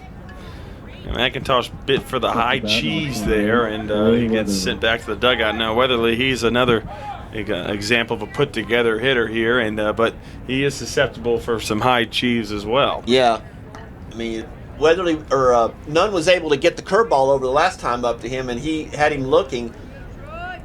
You know, he's sitting on a fastball. That's all he wants to see is a fastball. Curveball teases on the outside part of the corner for a strike, 0-1. I believe Weatherly's going to be going to Faulkner University in Montgomery. That's a very good division, I believe a Division II school. They're nationally ranked, so that's going to be a good landing area for him. I think that's the first pitch right there that Colin Nunn's landed on his off-speed curveball in the outside corner today. So if he can locate that, they're in trouble. Another pitch that hangs, I don't know, it's driving a little bit to the right field. Small's chasing it to the fence. He catches it, gets it back in for 2 outs. Yeah, opposite field, just Weatherly didn't have enough legs in that swing as it tails to Schmall's mitt, but he gives it a good ride. Another outside curveball that Nunn's able to get over the plate in the corner and gets out of a little bit of a situation. That'll bring up Colin Smith, the left fielder, who had a base hit for an RBI last time. Really hit the ball hard. He's actually hit the ball hard both times, so, you know. Third base, watch out, Delancey. You know, he's coming that way. In the outfield. A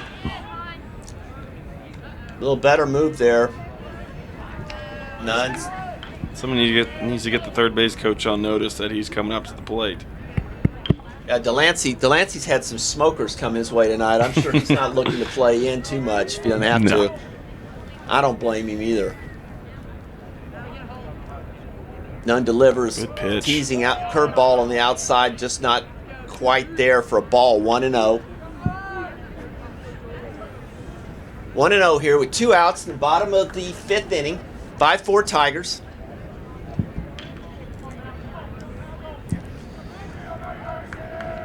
Sanders takes the lead.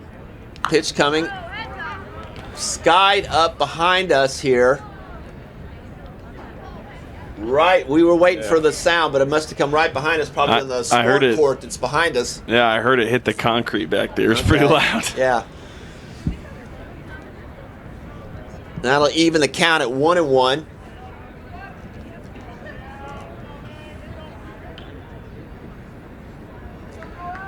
Got a lot of stuff going on. The train in the background, the darkness. Good pitch. Curveball tries to get the outside corner, but just doesn't get there for a ball. 2-1. He's trying to tease that curveball in the outside corner, trying to, you know, kind of be a backdoor curveball. Just not able to get there consistent. So he's behind the count, 2-1.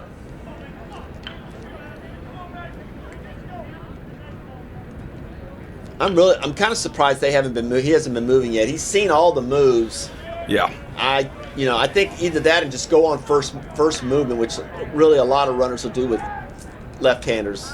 I was a left-hander and experienced that. I mean, started learning that you go, instead of trying to figure out if he's going to go to first base, just go on first. You're gambling. Just go on first move. As soon as you see that leg go, you're off. Chances are he's not throwing over. And if he is, by the time the first baseman gets it, hopefully you're at least halfway, 3/4 of the way down there, and it puts the pressure on the first baseman to make that good throw. So, I'm kind of surprised by now they haven't done that. They're down a run. I mean, I know he probably doesn't want to take the bat out of some of the row here that he's in, and he's off, kind of first movement again, and he's not going to be.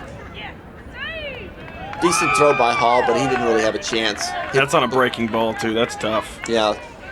So we've got a runner on second base now, and that'll go to 3-1 count. That leaves a base open, obviously.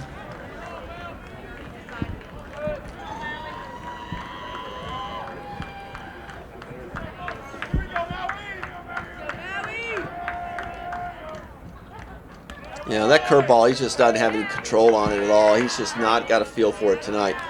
And that'll be a walk, and that'll put runners on first and second here, and that'll bring up DeAndre Pitts. the third baseman, who has got an RBI single and has flown out to the third baseman. Well, actually, I should say lined out to the third baseman. So positive for if you're Chattanooga State, this is the end of the murderers row. Negative, there's 2 runners on, and there's a home run potential here in Pitts. And for Motlow State, you got 2 runners on and a hitter that you know can get some runs batted in. So swing away, and Nunn's having trouble with that curveball. Fastball out for a ball, 1-0. I count 6 walks for Nunn, which obviously is extremely high. Yeah. Not even through the 5th inning. So he's been dealing with runners almost every inning now, and he also has 6 strikeouts. Yeah. So the walk to strikeout ratio is just, right at even. And they're off again. Swings through. I don't know. Delancey didn't even get over to third base. I don't know what happened there, but I'm not too sure they had him anyway. But I'm not too sure why Trey Hall's throwing over there. Yeah, I don't know. Delancey just eat it. Well, Delancey was kind of took a few steps, but he was playing way behind the bag. I don't know. I don't even know if they would have had him, but yeah, you're right. It was a little bit. I mean, that can hit the runner, and then you're looking at. Just eat it. Strike though called. 1-1's the count. Now we have men on second and third. Nunn's going to come to the stretch, deliver the 1-1 pitch. Well, that's a P. I don't know if that's going to go over. Okay, hit right to Small in right field for the out. So he escapes a big-time jam. And that'll take us through 5, and the score remains 5-4 Chattanooga State.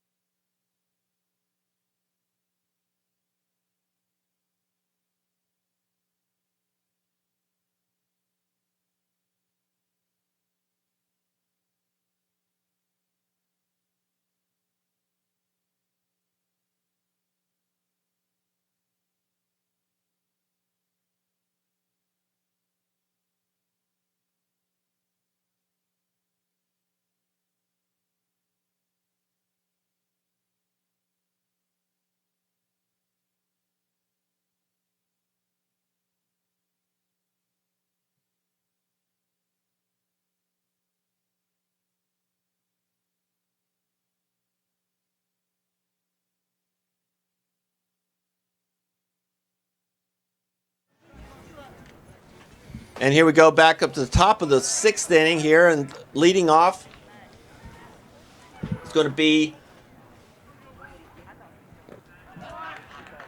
the right fielder, Max Small.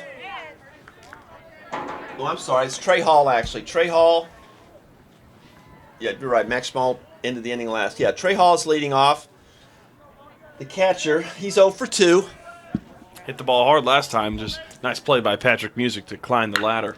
Boy, he hit a rope there. I don't know if it's going to stay up enough for the center fielder wasn't able to get to it. I thought he was going to stay up just high enough for him to get to. Nice single there by Hall. Yeah, flips the lineup over. Now, this is a huge inning right now for Chattanooga State. Anytime you get that leadoff runner, it becomes big in this tournament play. Chile's got to be smart here at the plate. Don't swing at the first pitch. Make sure you take as many pitches as you can, work Walters, and then let your speed get on base and try and move the runner around. Chile's up here with nobody out. Good lead by Trey Hall. Little push bunt there, a little too hard and on the foul ball side, foul line. Yeah, this is the time where small ball you have to execute if you're going to put a bunt down, as Chile was upset with himself, unable to get that one down. But if you're going to do that and draw it up, it's got to be one of those where you've got to execute. There's no room for error. Chile was one of the 2 Tigers that were selected to the all-conference team. He made the second team, as well as Jordan Power, the pitcher, who started yesterday's play-in game. Chile squares around, looks like a fake bunt hit and run, and that's going to be low for a ball, 1-1. Yeah, quite honestly, I don't want to bunt it down the third base side. You know DeAndre Pitts is going to barehand and throw you out. If you're able to bunt it and force some confusion from the Bucs, they haven't really shown that they've been crisp on their defensive side, electing not to take in and out before this game today. 1-1 pitch is way high on the curveball. Takes it to 2-1. Yeah, he's cheating up. Second base is naturally going to probably cover second base on a steal, so the right side's open. So once again, it's just a case where that's there for you. If Chile can just maneuver the ball to the right side, he's going to get an easy base hit. Fastball outside low for a ball. Now we're in a hitter's count, 3-1. Chile needs to really lower the zone that he wants to find something he can really do something with. And he hits a ground ball to kind of a hard bop. That's going to get first base or get the second base for sure. So he forces out at second Trey Hall for the first out. So he's on first. Interesting. So we've got a runner on first with good wheels. And Hayden Locke up to the bat. Yeah, that's not the perfect situation for Chattanooga State, but you do get the guy on with a lot of speed, and he can wreak some havoc, maybe get in scoring position with a 2-hole hitter up. But it's just it's a situation there where just wasn't able to get good enough contact. Yeah, Chile's obviously is a dangerous base runner, and he'll be looking to, and that's what Walters is looking for. He knows he's going to be looking to run. And the fans wanted that call at first. Really wasn't as close as I think. It looked like his hand was back way before he was able to plant the tag. And there, he's taking a page out of Kyle Nunn's book, and he's just really worried about these base runners. Walters comes to the stretch. Fastball up, 1-0. Yeah, he's going to be preoccupied with Chile. There's no doubt about that. So we're going to see if he's going to where his pitches are going to end up here, but he's going to keep it. He's definitely preoccupied with Chile, and he should be. Not a big lead. Fastball for a strike, 1-1. Chile doesn't have a big lead, but you don't have to have a big lead. He's got good enough speed, but it's all about the jump. 1-1 here.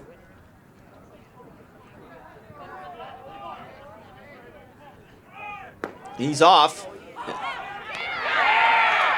And he's out. A nice throw there. Yeah, nice throw by McIntosh there. Not a surprise. Obviously, I just don't think Chile got the good jump on that. Not a great pitch to run on, too. Looked like a fastball inside, so McIntosh, good pop time and delivering. Chile made it a pretty close play. The throw beat him there, but he was able to try and find the corner. Tough one for the Tigers. So that'll leave 2 outs here with a 2-1 count to Locke. Walters will step off and go back into the full windup.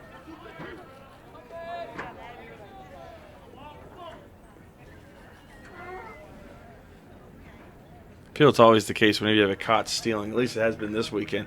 Whenever somebody gets thrown out at second, the next batter always seems to get a base hit.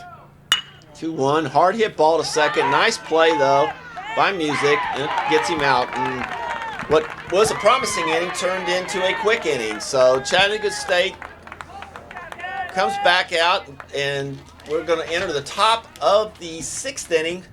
5-4 Tigers.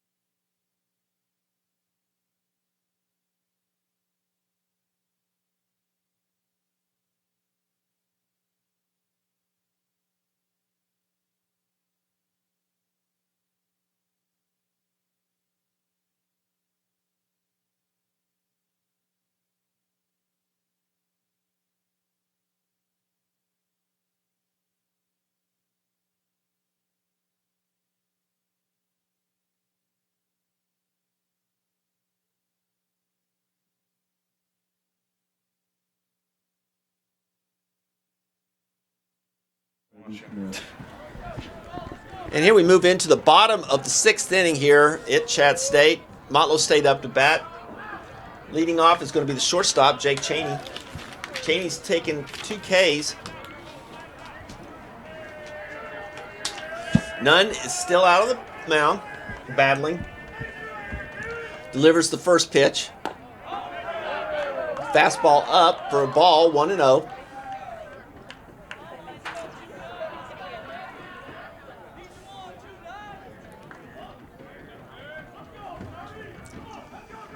Nunn comes up with a delivery. Fastball inside, 2-0. Once again, we got some movement heading towards the bullpen for Chattanooga State. Shirts Moretta. Fastball up again, 3-0. So we're back in that, getting in that ball groove here. Nunn just really gets himself in problems with control. It's just, he rides a roller coaster, and sooner or later that roller coaster is going to go off the rail. 3-0 pitch is high for a ball. That quickly, you got a runner on first base. And that's the 7th walk tonight for Kyle Nunn.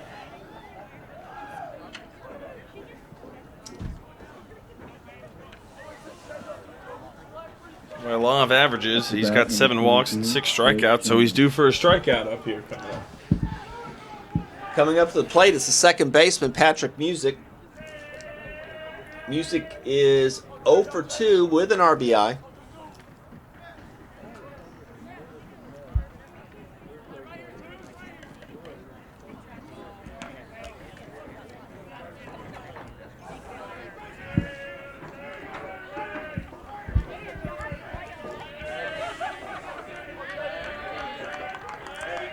Nunn delivers a curveball that's low for a ball, 1-0. I gotta imagine that this another walk. I can't imagine he's going to be out too much longer. I mean, I'm sure that they're going to look to make a move here. I mean,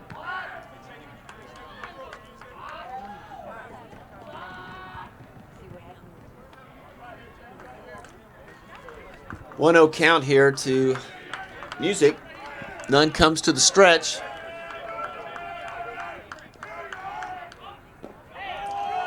And the pitch is low for a ball, 2-0. That's 6 straight balls.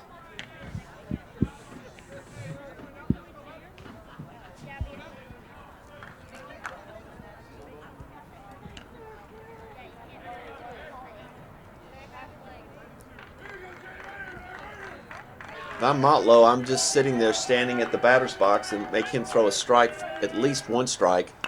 And the bunt, nice bunt here. That's going to be a tough play, going to get to it. And it's going to be play at first. Second baseman runs over to cover, so the sacrifice is accomplished. Moves that tying run over to second base. Interesting to see some small ball here from Motlow. Pretty good execution there. Good bunt, got the first baseman off the bag, and just a nice play there. And that'll bring up Paul Rahman, and another visit here by Justin Parrish. Paul Rahman up the right fielder. He's 1 for 1 with a walk.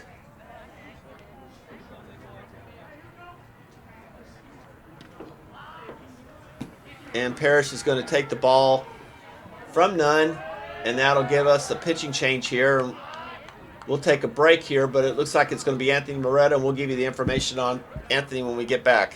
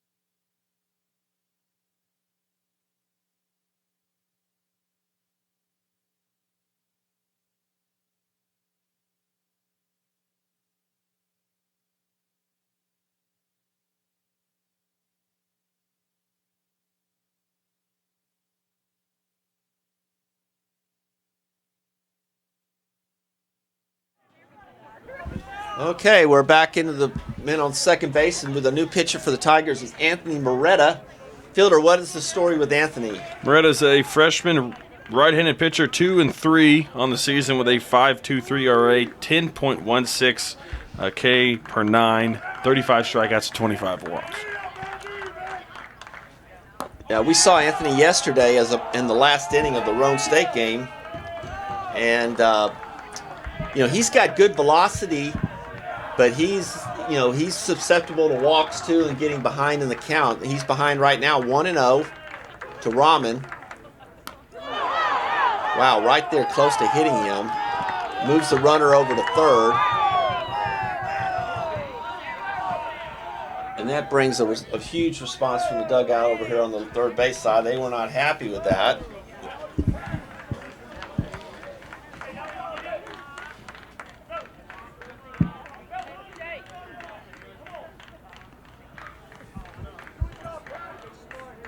In no way was he throwing at him, because it's just a case of that's a guy that just doesn't have control of his fastball. So 2-0, I believe it's 2-0 is the count now.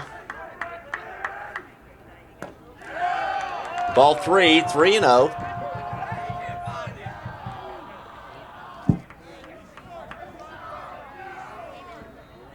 Rahman's a 9-hole hitter, so we're getting ready to turn the lineup back over again.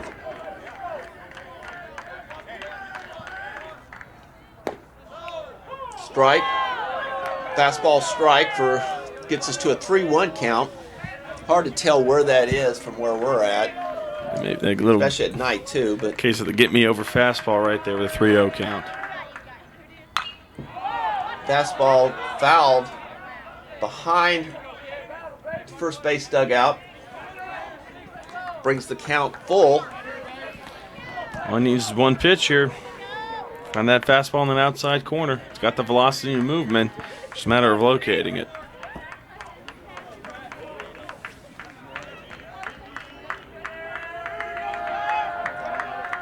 Infield's going to come in on the right side. Fitzgerald stays back on the left side. And that's a hard hit ball to center. That will definitely bring the run in. Throw in by Chile, but it's not going to be in time. So we're back to a tie game. Rahman does his job.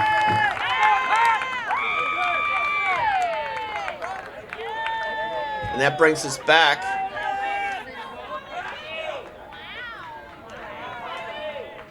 Up to bat, number 18, Paul Rahman. And somehow I missed. Now we're at Paul Rahman. I must have missed a batter.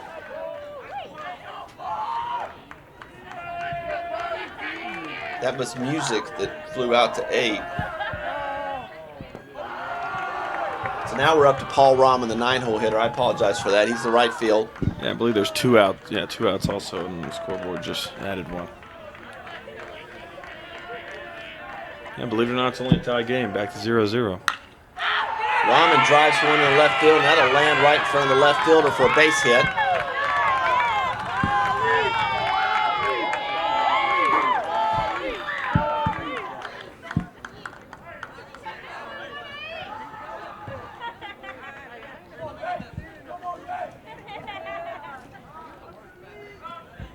Up to bat, number 20, Nathan Sanders. We're back up the top of the order again with the center fielder, Nathan Sanders. Sanders has 2 walks and a strikeout on his ledger. Moretta throws hard on a pickoff to first, not in time.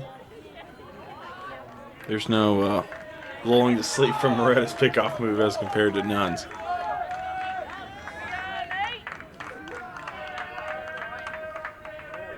Pitch delivery, slider, a little low, all handles. Keeps it in front of him for a ball, 1-0.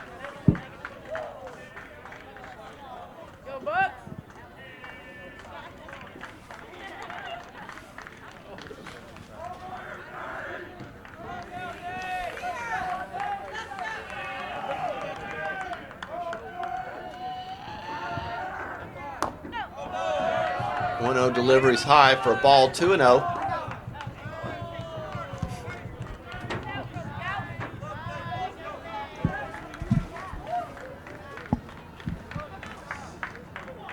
2-0 is the count here with 2 outs here in the bottom of the 6th inning. Tie game.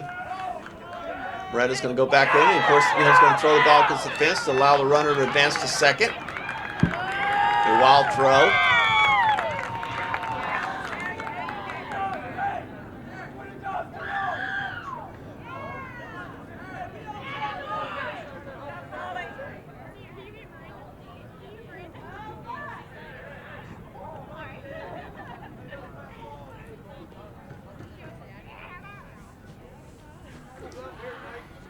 Folks, be sure to follow us on the Twitter account at TCCAA Region 7 BSB. If you're not able to watch the live stream games, you can follow us on Twitter. You'll get an update every half inning to stay engaged with this week's tournament. 2-0 is the count here to Sanders. Runner on second. Go ahead runner on second. Fastball in the outside corner for a strike. 2-1. Tigers second baseman Locke playing in short right field grass area. First base playing deep. Fitzgerald shaded towards second base up the middle. 2-1 count. Fastball strike again for evens up the count. 2-2.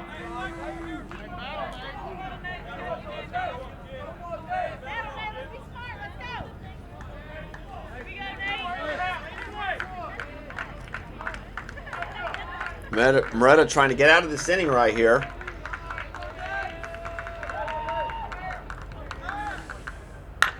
Fastball grounded to Fitzgerald at short. Step and throw. Nice throw, and got him in time, and they're out of the inning here.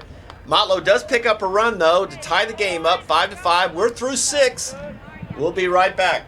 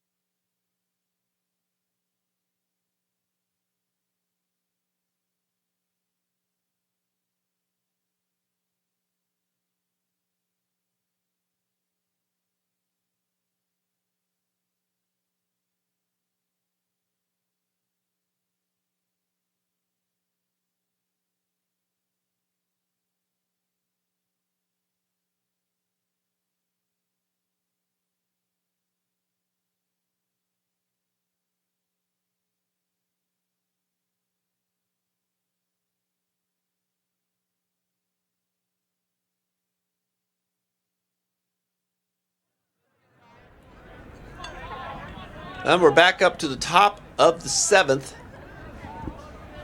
Game is knotted at 5. Leading off for the Tigers is Ty Delancey, a third baseman, who hit a home run last time up.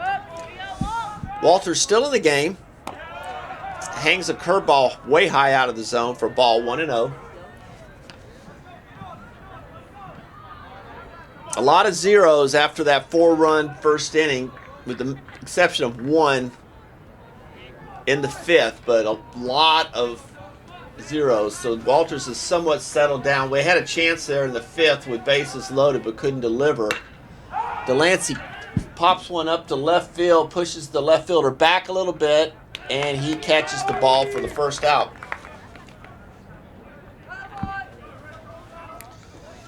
That brings up the first baseman, Chris Tyler. Number 18, Chris Tyler. Tyler's 0 for 3 with 2 strikeouts. He's been stymied tonight. He's been on a good streak of hitting the last few weeks, so This has been one of the last days that we haven't seen really some production out of him. Ball one evens the count, 1-1. Walters delivers. And Tyler fouls the ball off for strike two, 1-2.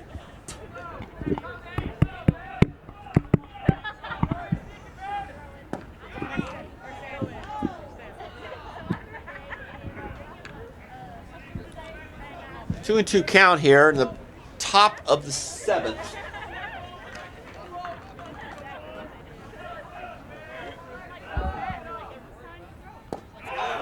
And curveball catches him looking for strike three in the second out.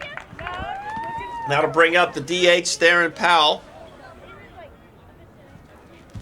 I feel like we've been through two games. That game previous we've done twice over.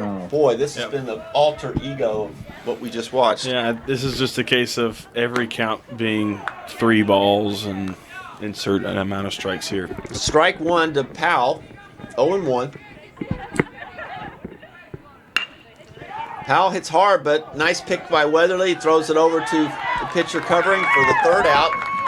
And another quick inning for Motlow, and they're coming in here, the 7th inning stretch. Game tied 5-5.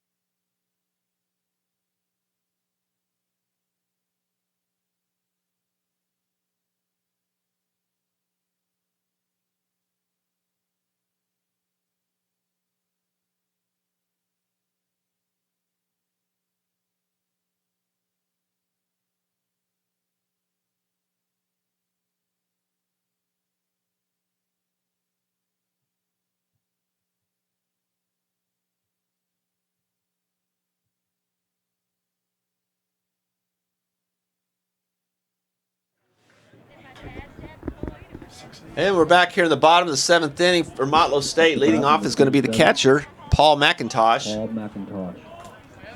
McIntosh is 1 for 2 with a triple and RBI. Struck out the last time to face Moretta, Anthony Moretta. This will be his first look at Moretta.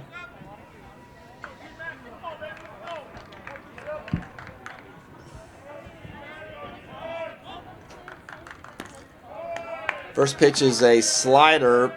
Goes outside for a ball, 1-0.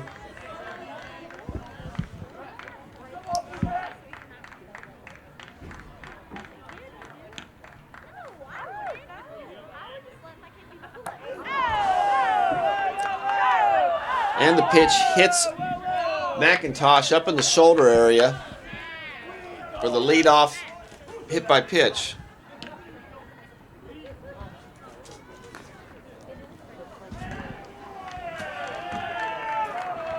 And that'll bring up the first baseman, Troy Weatherly. He's 0 for 3 as well. Flew out to deep right field last time up. Took Max Small to the warning track. A little bit of activity now in the Tigers bullpen. Another right-hander. Sliders for a strike, 0-1.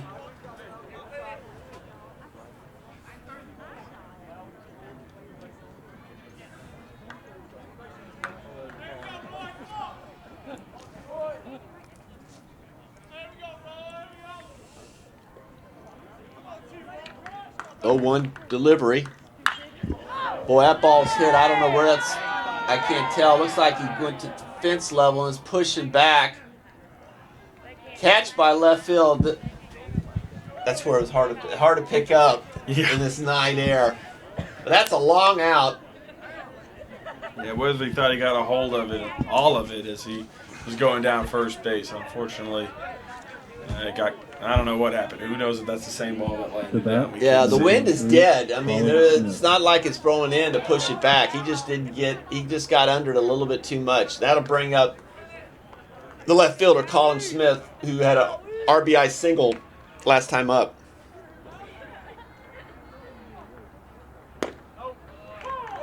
Moretta starts him off with a fastball for a strike, 0-1. Yeah, that's a difference from watching the game at night out here than daytime, especially when you're not used to night. I mean, you can't pick the ball up from up here. It's hard to. Slider, good pitch try, didn't go for it, so it's 1-1. Trying to look over the softball. It's 4-0. I don't know if that's a final. I don't know who was playing. Looks like they're getting ready to start another game. They must be way behind. Good pitch. Slider, good pitch, started it right at his hip, and it came back in for a strike to take it to 1-2.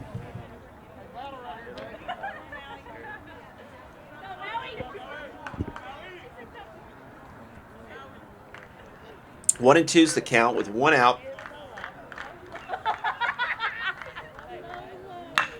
Hard hit ball down the line, past Delancey. That'll move the runner over to third.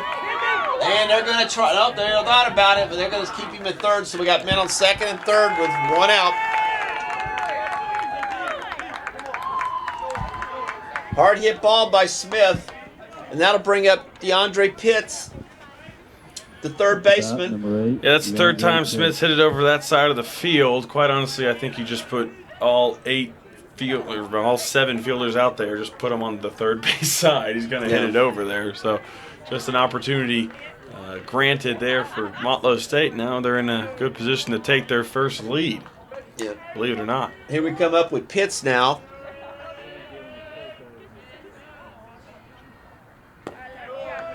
Slider goes way outside. Good stop by Hall. 1-0 count. Chatt's playing back in the infield. Now they're going to move up a little bit. I'm just kind of surprised there. Yeah, I'm thinking they better think about holding this runner here. So we've got an infield at base run depth. And the slider swinging through it. Evens the count at 1-1.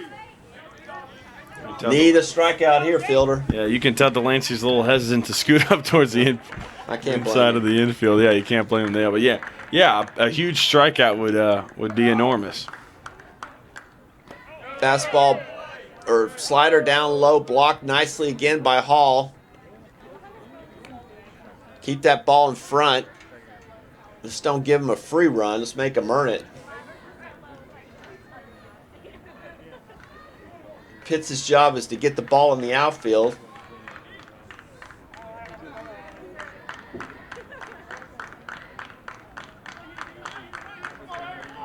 Two-one delivery coming up by Moretta.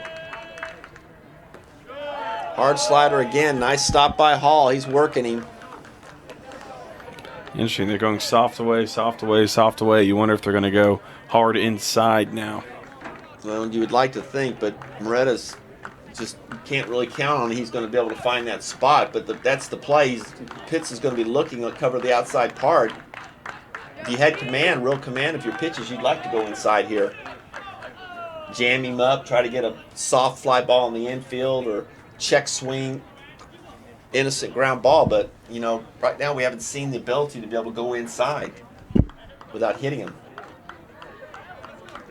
Got a base open. 3-1's the count. Big cut by Pitts, and he hits it off the end of the bat, so we're back up to a full count now.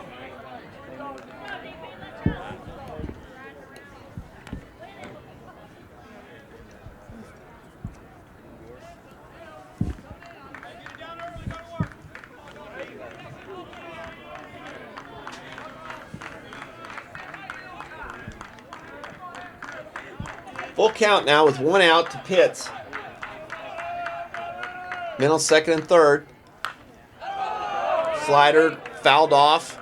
Staying tough on that.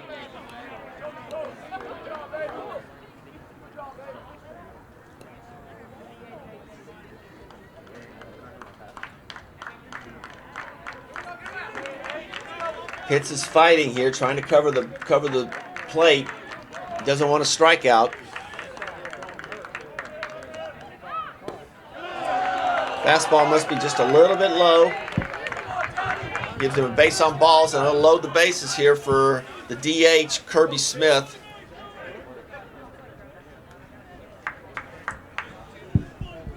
Smith is 0 for 2 has a walk. Flew out to right field last time up. Johnny Mangini.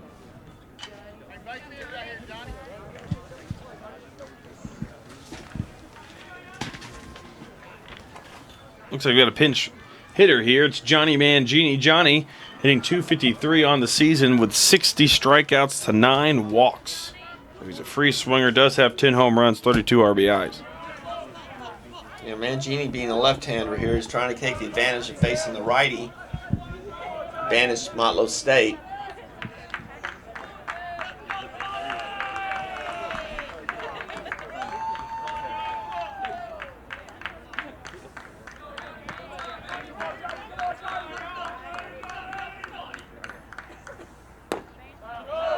Fastball low and outside for a ball, 1-0.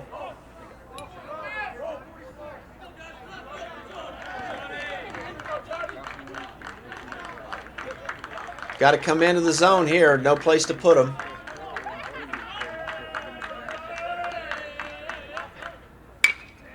And that's a fly ball, medium depth. It's probably going to be good. Now, Chile's going to get some speed to come in. He's going to make a throw. I don't think he's going to have enough to get him in, and that's definitely going to get a run in there. And the Motlow State takes the lead back 6-5 on the fly out by Mangini.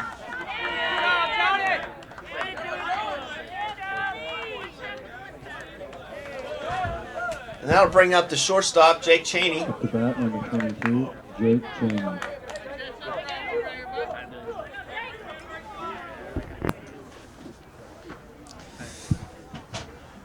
Cheney's 0 for 2.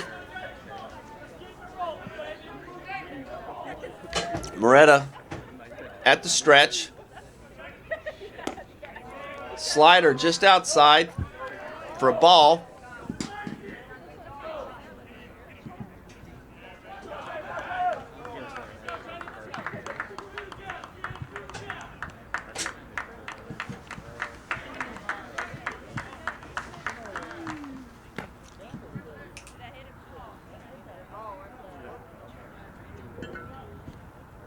Don't know what happened there. That was a pitch, but don't know.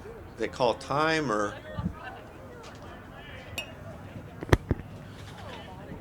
I think it might have been a foul ball, maybe. Not sure. Yeah, foul ball.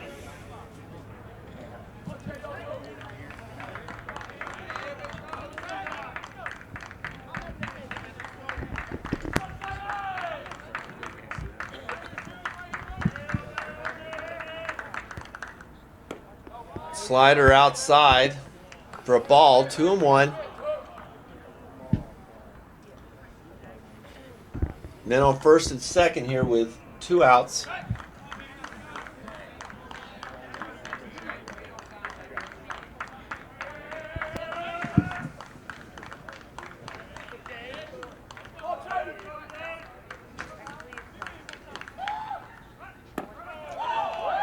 Slider's way outside there to go to a 3-1 count.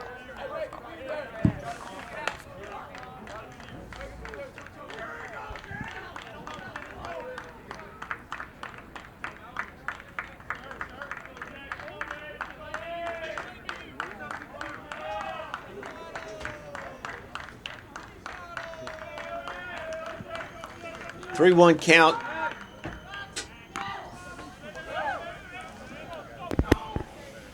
Pickoff move tried at second base, not in time.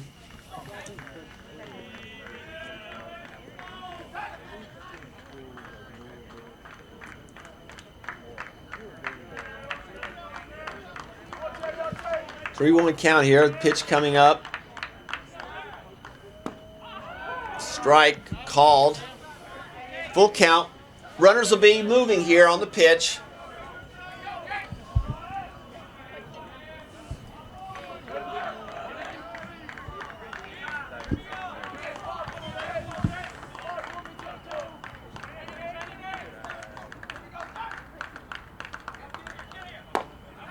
Fastball swung through.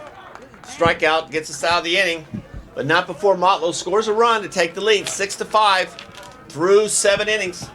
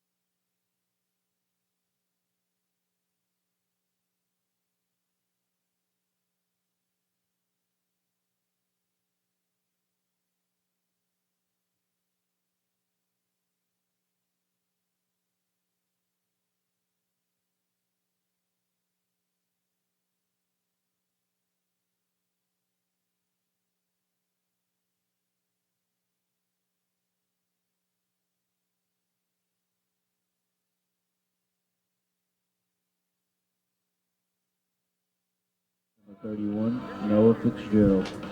And we're back now at the top of the 8th inning. Tigers down 6-5, and the leading off for the Tigers will be Noah Fitzgerald, the shortstop. Logan Walters still on the mound.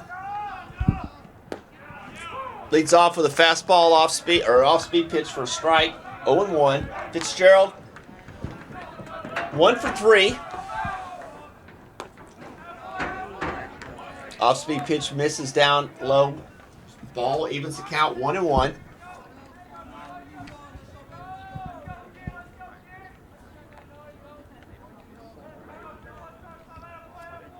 Walters wants to step off and reconsider what he wants to throw here.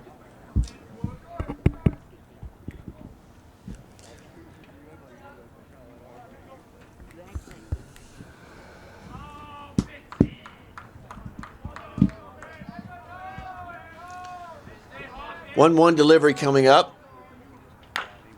Grounded by Fitzgerald, just foul on the third base side. Count's now 1-2.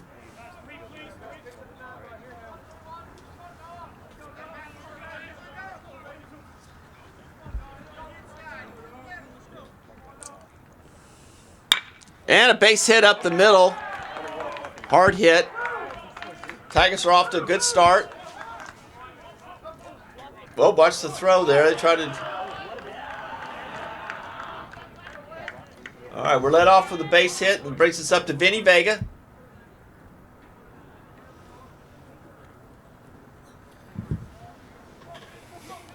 Vinny Up to bat, is number 5, Vinny 1 Vega. for 3.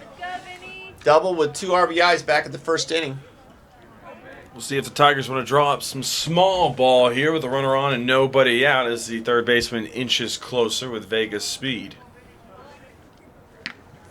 Down by 1, you would recipe would be for that. Ball 1 down low.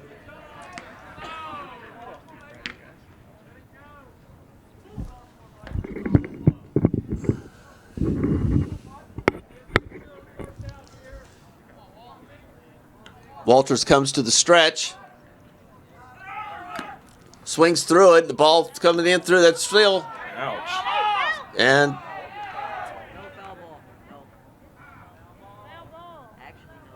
don't know what happened there. I don't know on the step, but Looked like it was, Fitzgerald's on a hit and run. Vega wasn't able to connect. The second baseman's going to cover the bag. He gets in the way of Fitzgerald in the base path. Fitzgerald collides with him, and it looked like one of those situations where Fitzgerald landed with his knees on top of the second baseman Music. So may have the wind knocked out of him here, but I don't know. It may have been a foot situation where the spikes were involved, but it's just a collision. Hopefully it wasn't base. where he might have gotten hit in the head with his foot, but he looks to be up.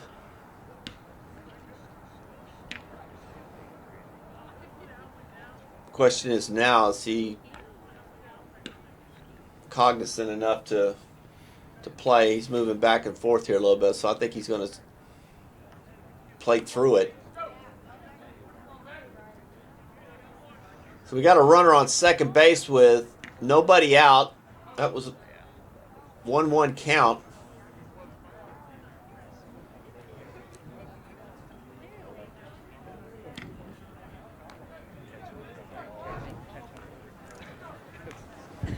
Now you got a runner on second. Nobody out, 1-1, like you said. Vega's job now is to move Fitzgerald over to third base, preferably hitting by the right side of the infield. Fitzgerald's going to go anywhere up the middle or to the right.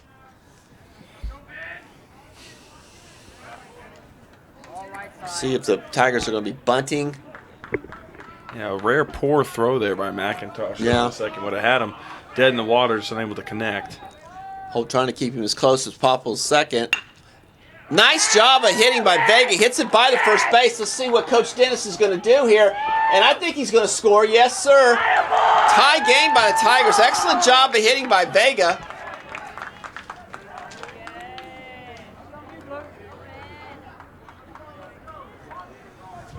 That'll bring Max Small up, the right fielder. Small is 0 for 2 with a walk also. I tell you what, right when you think the Tigers are out of it, they come right back. You know, Motlow State's basically controlled this entire game, and if you just walked up and listened to the game or watched it, you'd have thought the momentum was swinging off for the Bucs. But this game is tied 0-0, and the Tigers have a runner on. So they're hanging around, clawing back. They're giving giving them everything the Bucs can handle, and maybe they can start adding some runs and getting some outs. Walter's getting ready to deliver. Strike on the fastball. Well, it's only 10:45, and you know we've been here since 8:30 in the morning. So why not stay till the way it's going? We're looking at maybe a midnight game, and knowing we're going to get back up the next morning. Yeah, but it looks like we have some action in the Motlow State bullpen, so they may be looking to get a option for bunt attempt there. It doesn't happen. So now Small is buried in the count, 0-2. Yeah, we've got a right-hander getting loose. Trying to see what that number, but that's going to be a challenge.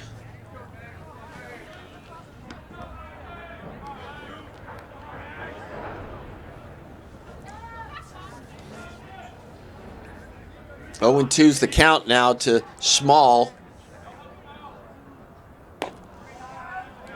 Fastball off the plate. Good pitch. Small didn't bite. So it's 1-2.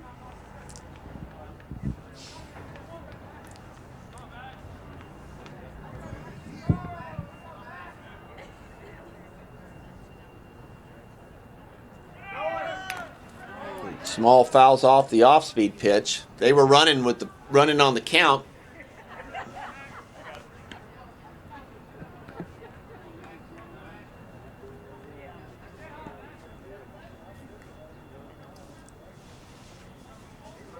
Tigers have actually out-hit the Bucs, which is remarkable. Almost doubled. I mean, they doubled their hits. Yeah, most of the runners, though, would attest to the walks. Yep. But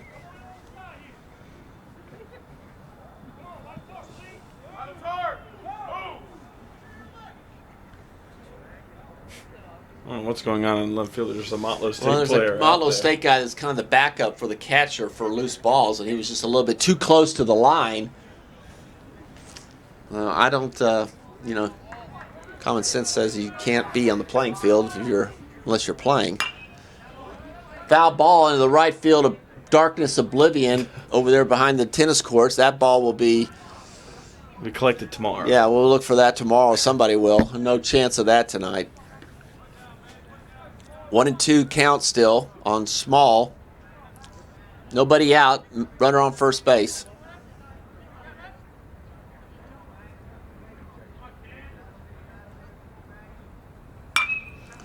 Small fouls it off again. I don't know if that's going to stay in the park. I don't think so. No, just out of the reach on the third base side bullpen.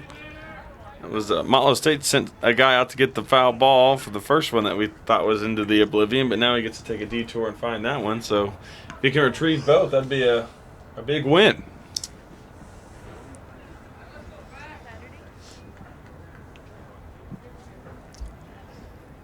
Small's fighting here.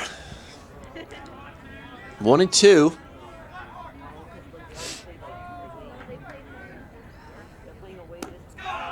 Whoa, that was close. Ump disagreed, so 2-2 is the count. That was a really close pitch to take with 2 strikes. Yeah, Walters doesn't seem very happy with the call. Wouldn't be surprised to see Vega moving on this 2-2 pitch. And maybe Walters was thinking that. See if he can get some action. Hope Small can put the ball on the ground, stay out of the double play.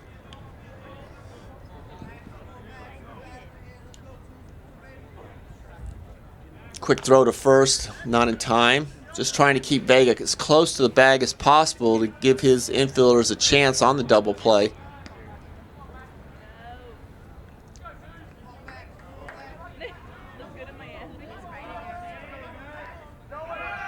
And he's off. Another throw by McIntosh is not in time. Stolen base for Vega. Now he comes up kind of limping a little bit. So we're going to get his straight. Got a runner on second now with nobody out. Full count to Max Small. So once again, we're back to needing to move that runner to third base. Small's job. Back-to-back poor throws from McIntosh allow another stolen base, so speed kills, and Vinny Vega's showing why. Inside move by Walters and no go. Yeah, this is a huge at-bat for Small. He's got 3-2 count. Doesn't have to force anything, but if he could hit one and put it in play and move Vega over, it would be a big get for the Tigers. Walters to the stretch, 3-2 pitch. Just out in front, down the line, first baseline. He was out in front on that off-speed pitch.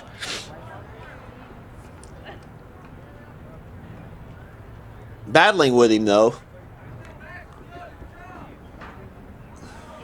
Walters, don't know what his pitch count is, but it's obviously extremely high now at this point. Good job by Small battling him with another foul ball down the left field line. He's making him work. Still needing to get that guy to third, but he's battling hard, trying to protect the plate.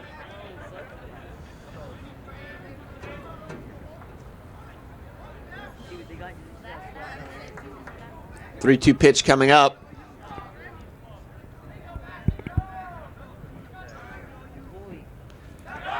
And he walks him. That was a great at-bat by Smalls. Yeah. Worked a walk.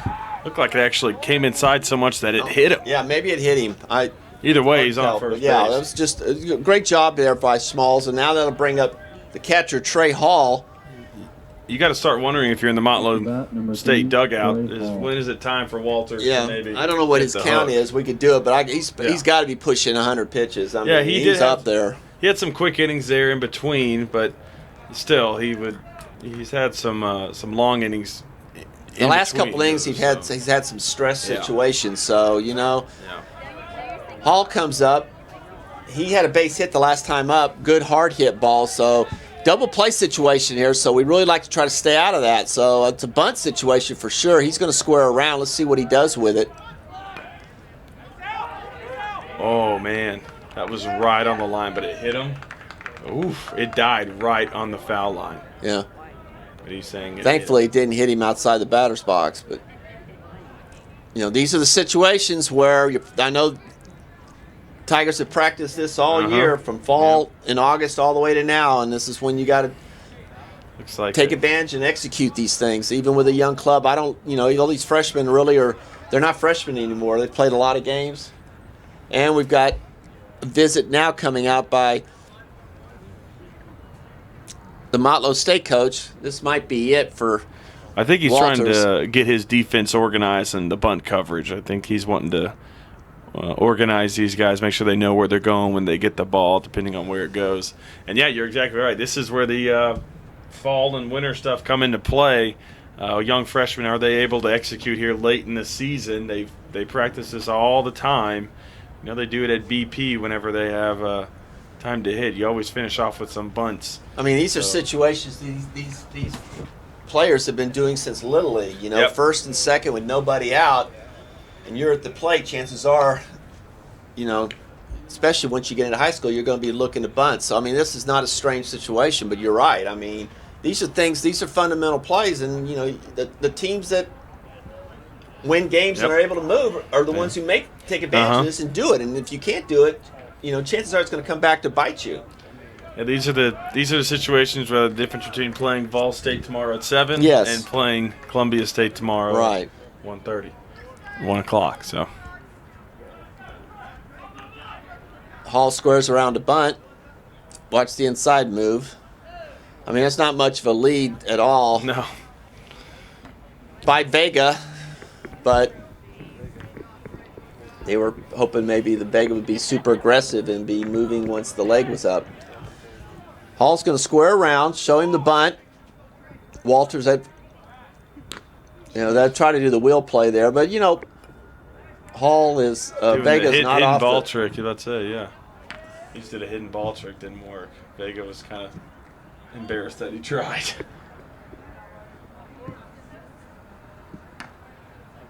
Hall's already showing bunt.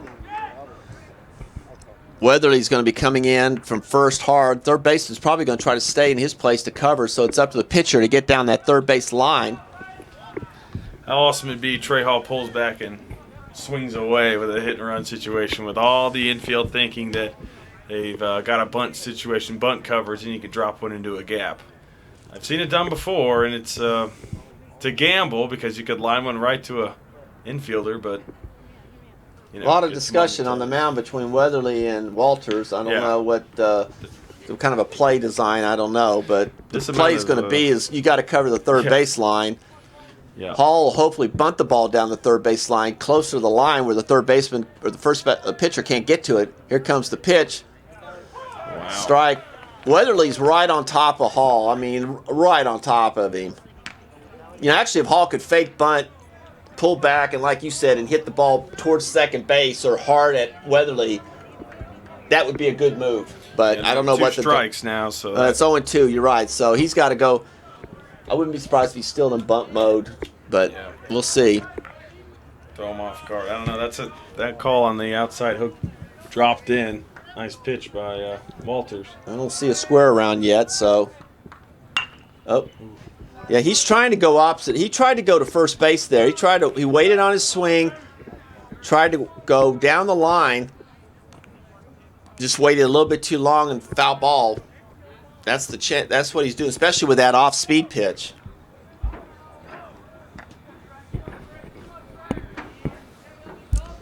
Oh-2 delivery coming up by Walters.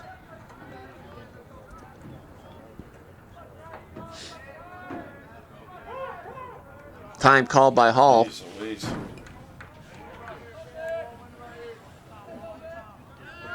I mean, this is beyond cat and mouse right now.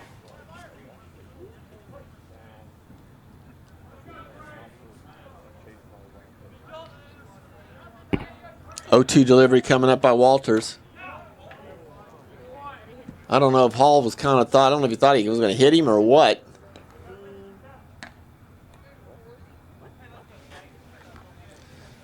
Motlow coach asking the umpire, I don't know if it was a called strike or what, but it wasn't. So it's 1-2 now to Hall.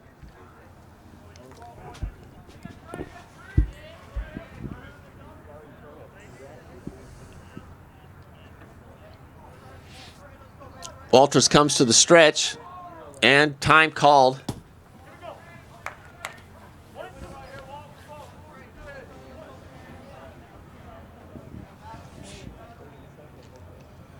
Walters to the stretch again.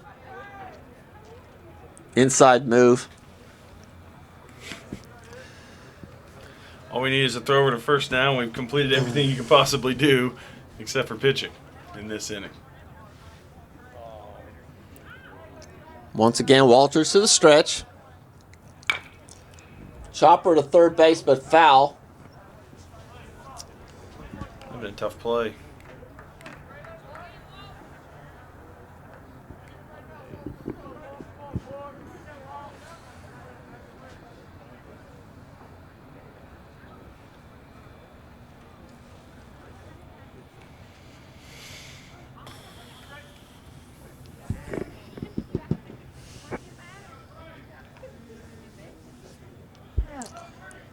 Walters to the stretch on the 1-2 pitch. Spikes the fastball in the dirt. 2-2.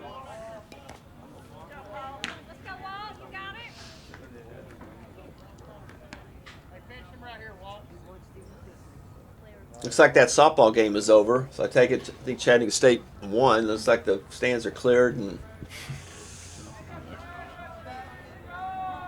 2-2 delivery coming up from Walters. Grounder to third. Hop. Tough hop. He didn't come up with him. We're going to have bases loaded now with nobody out.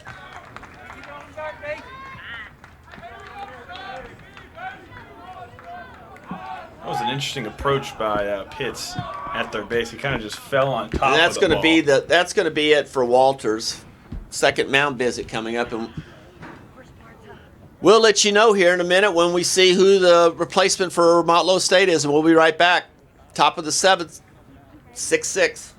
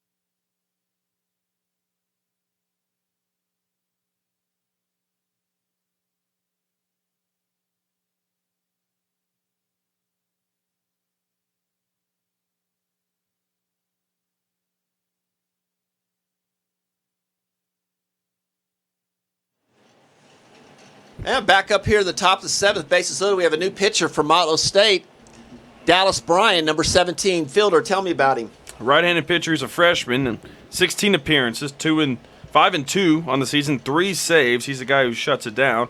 Second on the team in saves, 4.26 ERA, 38 strikeouts, 13 walks.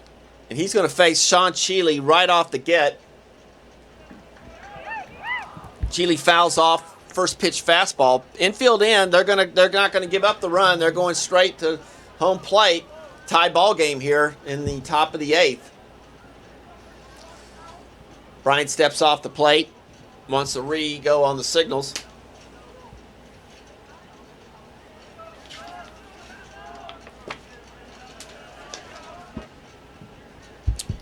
And he's not happy with the signals now. He's going to call McIntosh out to talk about it.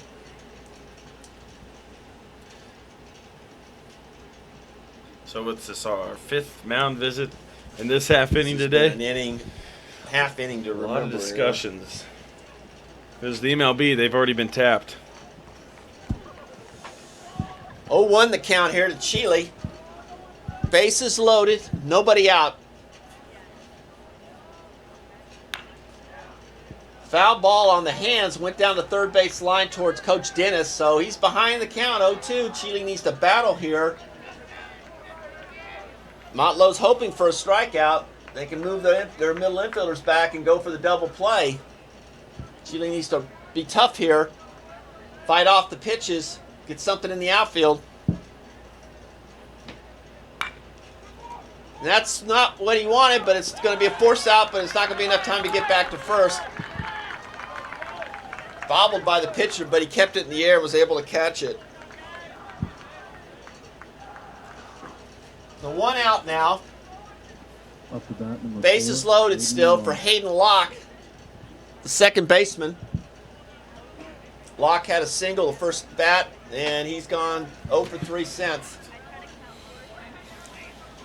So Motlow's going to go back and double play depth in the middle, stay tight on the corners. They're looking for another. They'd love to see a ground ball back to the pitcher or ground ball to third, first.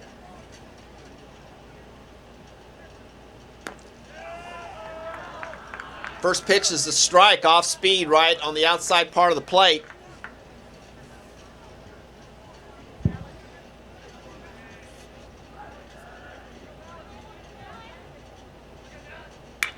And Locke hits the ball hard to left field, drives the ball back, and it's not there. He's going to go to the fence. 2 runs for sure. That's going to take all 3 with Chili's speed. Yes, sir. Tigers take the lead. Stand-up double by Hayden Locke. Huge hit there for Locke in his young postseason career as he drives in 3, like you said. Wow. Way to bust this game open, Hayden Locke, and still only 1 out with a runner in scoring position.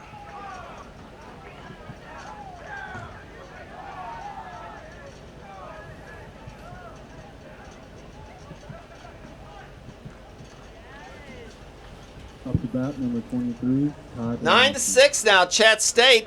Still batting with 1 out here. Ty Delancey, who's coming off a home run and a fly ball. He's had a good, strong day and put the bat on the ball.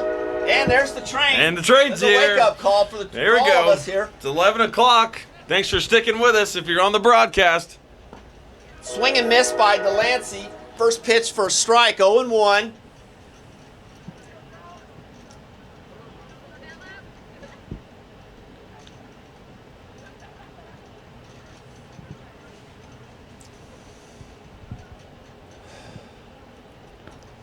Ball in the dirt. Great job by McIntosh keeping it in front. Yeah, Hayden Locke, man, I just realized, he went that opposite field into a gap. That's a big time hit by a freshman. He's got good power. The left side, he's drives it deep, but you're right. Opposite field to a gap, and you got to figure that darkness, the lack of light, had to play a factor into that. Well, if you see where the left fielder's playing right now, it's in towards the line too. Yeah. So that was a long run for him. 1-1's the count.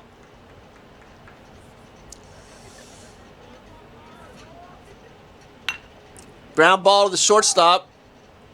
Picks up and throws to Weatherly in time for the second out. Locke has to stay at second. Why couldn't we get one of those crazy bounces that we've seen numerous times in this tournament on infield? And yet to have knock on wood for either team, but a throw over at first base. Good job by the middle infield of both these squads to find the first baseman's mitt. Chris Tyler up now, 4-hole hitter. Really hasn't done anything today. Actually, he's wore the sombrero with 3 strikeouts, so he's due. Looks at that slider off-speed pitch for a strike, 0-1. You don't like to have the golden sombrero when you're a hitter. That's not what you want to have. Yeah, not this time of the year.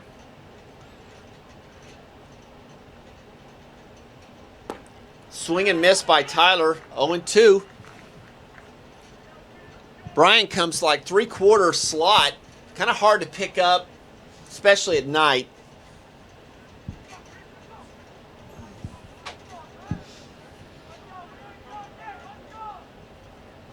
Comes to the stretch. Fastball down in the dirt. Nice stop by McIntosh. 1-2. Here with 2 outs, the top of the 8th inning. 9-6 Tigers.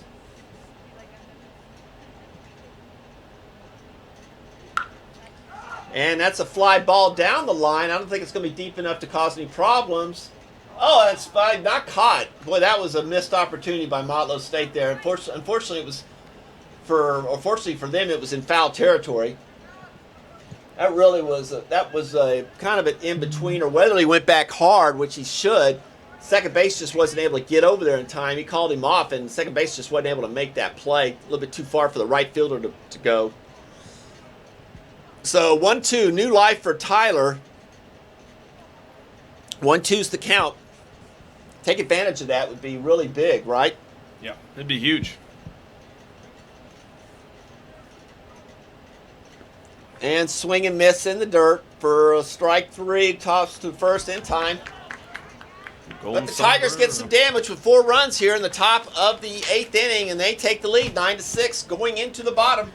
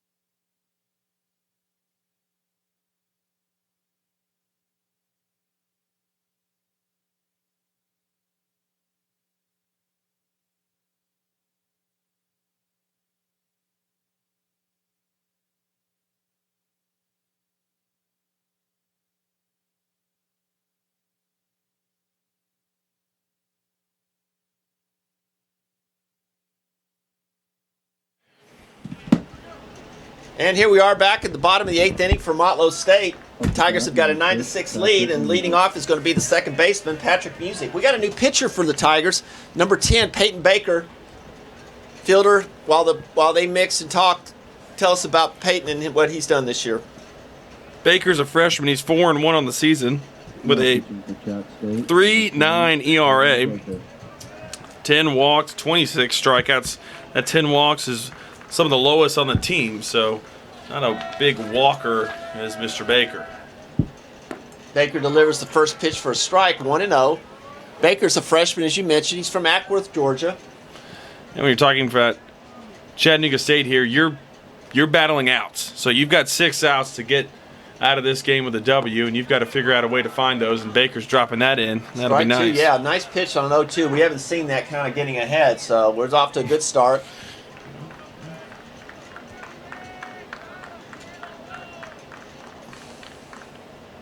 Good pitch. Wow. Tried to go on the inside part of the plate with the curveball and just missed, I guess. So it's 1-2. Becky caught him a little front door off speed.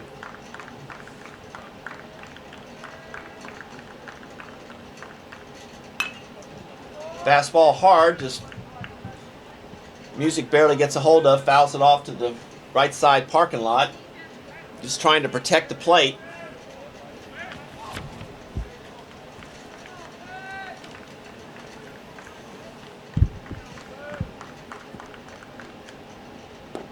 Nice pitch by Baker, off-speed changeup that really had him looking. First out there. Look, I know we have a different angle up here, but that looked like the exact same pitch on that 0-2 one. So he's able to get that call that time, which is important. Now he's got to deal with the 9-hole hitter.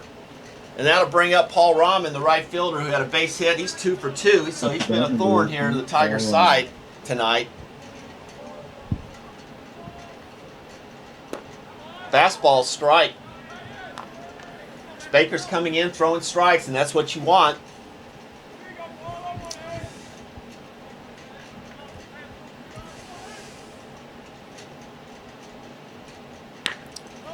Fastball ripped past Fitzgerald at shortstop for a single. And that'll get us back up the top of the order with Nathan Sanders, the center fielder.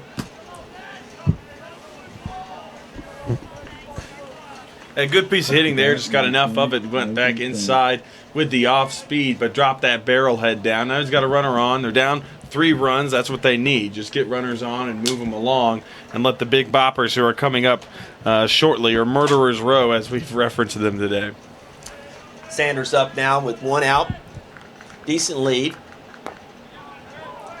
Strike on the outside corner with the fastball. Baker getting ahead, which is what you need. That's a recipe for success. Gives you every best opportunity to get outs is get ahead and get into counts that you can dictate. Good shot by Trey Hall trying to get the runner first. That was a good step out throw. 1-1's the count. Keep that runner honest over there at first base.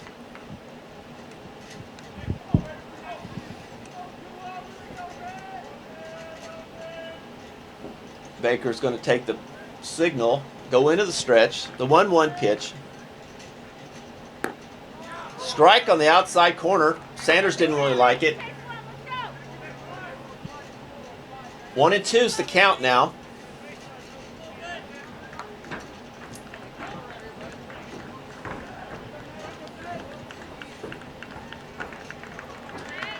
Probably like to see a fastball up, out of the zone, see if he'll chase it.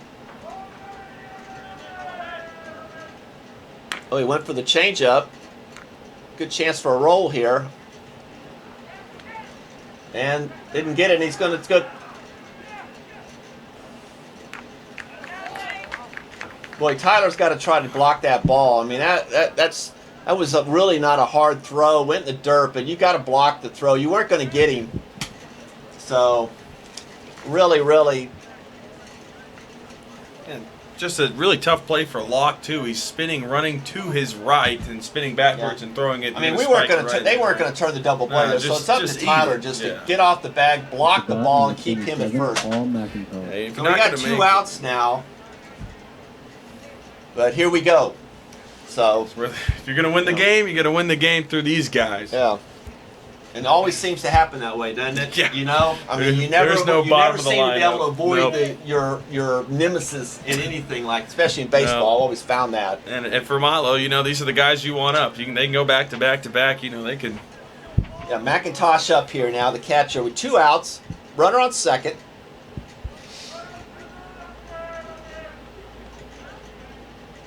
Good pitch. Nice pitch though, off the plate though. Ump didn't like it, so it's 1-0.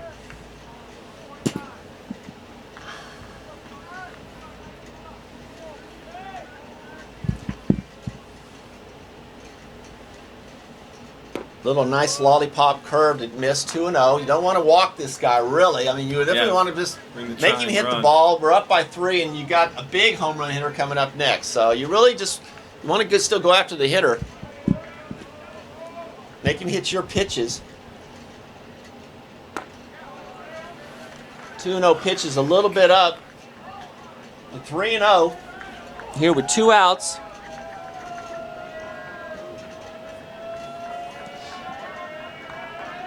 Infield playing back, naturally.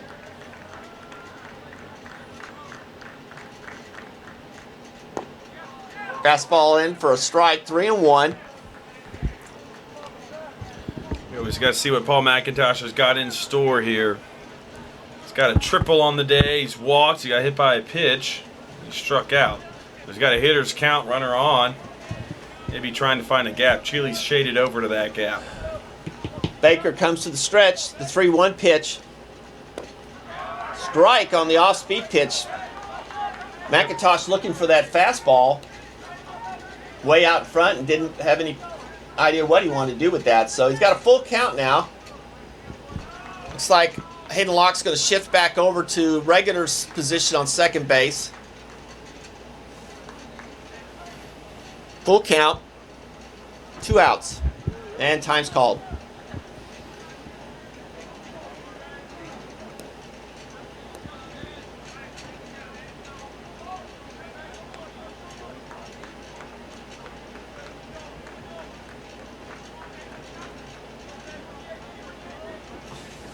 Baker into the stretch. Hard hit ball down the third base line. Delancey's got it. Great throw there, and that's a big out there. Baker, big out. Comes back from the 3-0 count to get that out. No runs for Motlow State there in the bottom of the 8th inning. We'll move in the 9th inning. Chattanooga State up 9-6.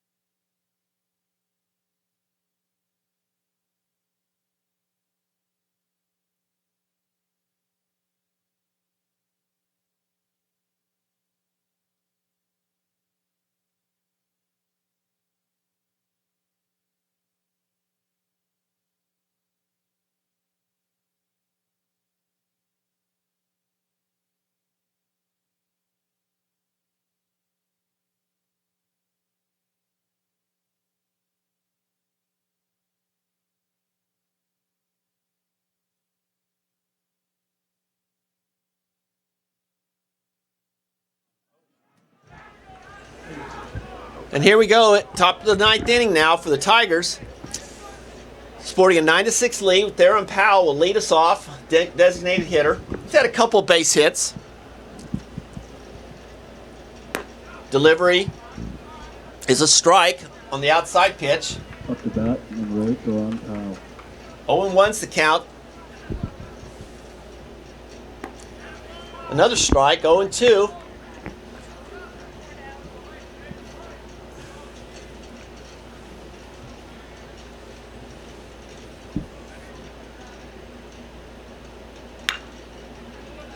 Rolls over a ball down the first baseline foul towards the bullpen area. 0-2.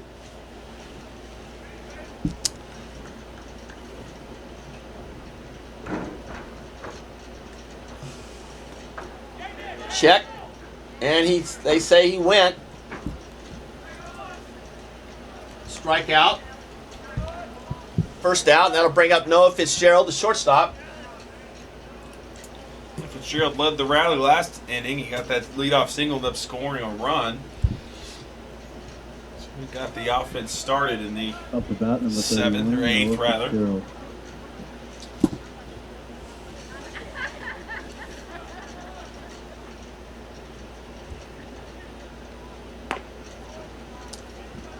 Slider up high for a ball, 1-0.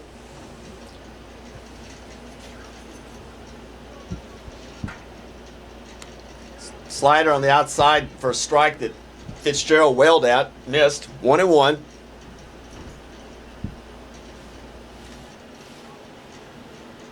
Oh, he got into that. I don't know if it's going to be far. It's going to have to come. He sprawled out. Did he get it? No, he didn't get it. That's going to be a triple at least. Let's watch and see what happens here. They're going to get it in. I don't think it's going to be... Yep, stand-up triple for Noah Fitzgerald. Center fielder went sprawled for it, but you couldn't really tell the depth if he actually had close to it or not.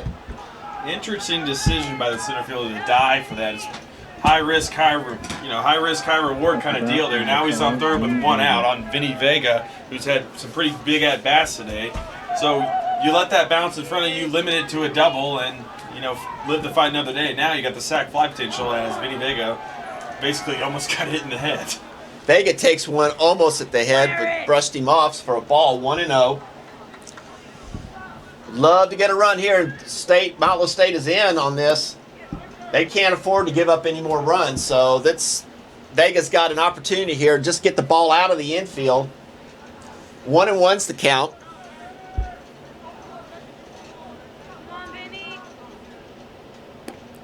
Fastball outside for a ball, 2-1.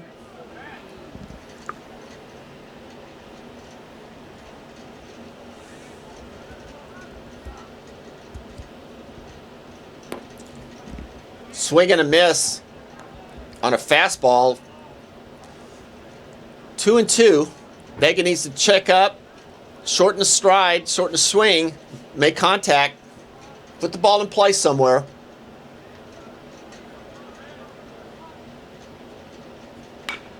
Nice job there. Fouled off a fastball into the parking lot.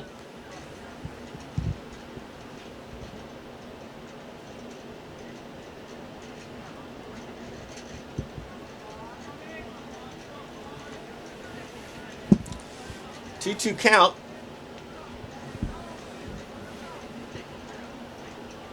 Brian's getting ready to deliver. Swing and a miss by Vega. Big out there for Motlow. That brings 2 outs. Yeah, that's a missed opportunity for Vega here. Now you got to get a base hit from Max Schmall, who walked the last time and is yet to get a base hit in this tournament. So missed opportunity by the Tigers there, unless Schmall can drive one in. And Schmall rolls over one. Oh, and it bobbled. Boy, I tell you, Motlow's going to look back on this with 5 errors, and they have just been their own worst enemy in the field. What do we say in inning Gift 2? run there. Absolutely, a gift run. In inning 2, we mentioned how important, how them not making these simple routine plays were going to add up and catch to come up and bite them in the end. And here we go now, another play here where, granted, Music has made some spectacular plays at second base. He's failed to make some routine ones, and now that's coming up to bite them in the rear here in the 9th inning, adding to a run. Well, and that's been kind of Motlow's MO over the last 3 years. Defense has been a little bit questionable at times. And this 5 errors is good. You're going to get hurt when you have 5 errors in a game. I don't care who you are, from the Yankees down to the Little League team. Chances are you're going to be on the short end of the stick. And regardless of how good a hitting team you are, you're just putting a lot of pressure on your pitching and your offense when you have 5 miscues. And that was a big miscue. And Motlow going forward, they're going to have to stop relying so much on that potent offense and understanding, hey, we've got to be able to pitch, we've got to be able to play some defense as well, because the offense may not always be there. So, for the Bucs, there's a bright light. You are the 2 seed here, so you are positioned well. It's just you've got to play all 3 phases if you're going to want to win a conference championship. Exactly. Trey Hall up to bat now, and he fans at 1, and that'll be the end of the inning there. But the Tigers get a run, and that hopefully will turn out to be a nice insurance run. It gives them a 4-run lead here, 10-6, and we're going to go to the home half of the 9th inning. Last chance for Motlow State here, 10-6, Chattanooga State.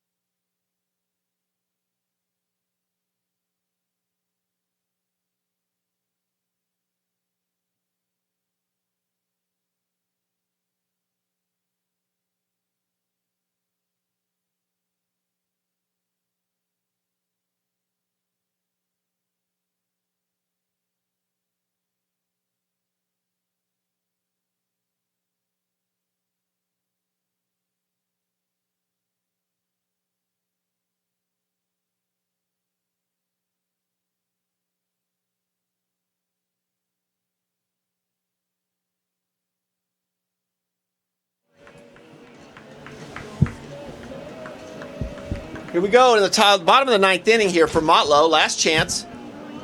Troy Weatherly leading off. Up to bat, number 28, Troy Weatherly. Peyton Baker still on the mound for Chattanooga State. 2nd inning of work. He'll try to be the closer here.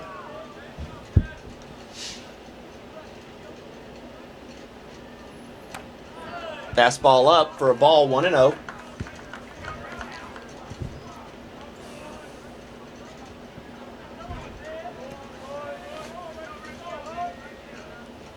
Defense shaded heavy middle to the left. Curveball for a strike, 1-1. Weatherly's a dead pull hitter, but they're leaving the whole second side open.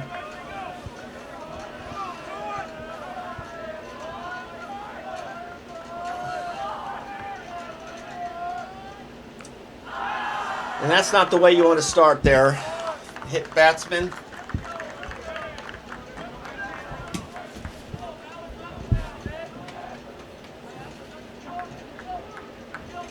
All right, well, now it's Colin Smith, and we all know where that ball's going. Yeah, he's been a problem for Chattanooga State all night. 2 hits, 2 hard hits down the third base. So Delancey, I'm sure, is put his chest shield on, and he's ready for what comes his way.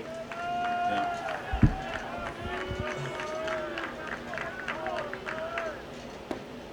Baker delivers a strike for 0-1.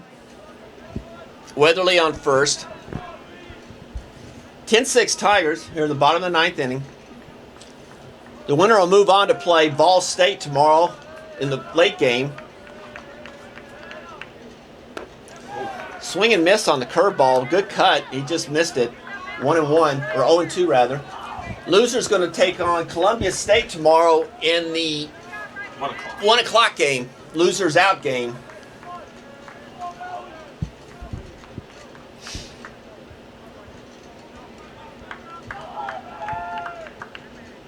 Swing and a miss, big time. Pitch by Peyton Baker. It's a big out. They'll bring up third baseman DeAndre Pitts.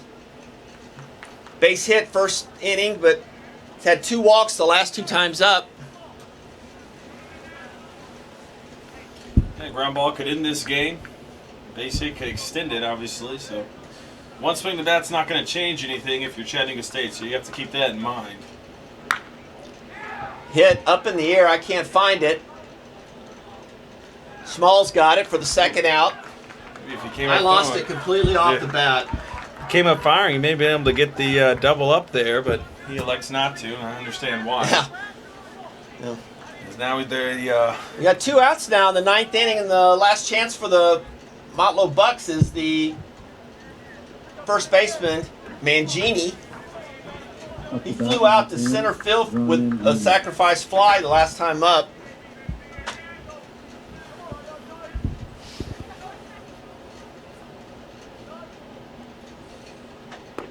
pitch. First pitch strike by Peyton Baker, fastball.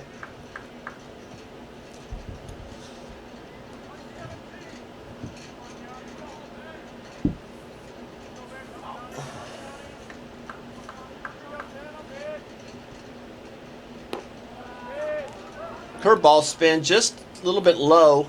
Pretty good frame by Trey Hall there. Yeah, he did a nice job. It's 1-1 now to Mangini. 2 outs here in the bottom of the 9th inning. 10-6.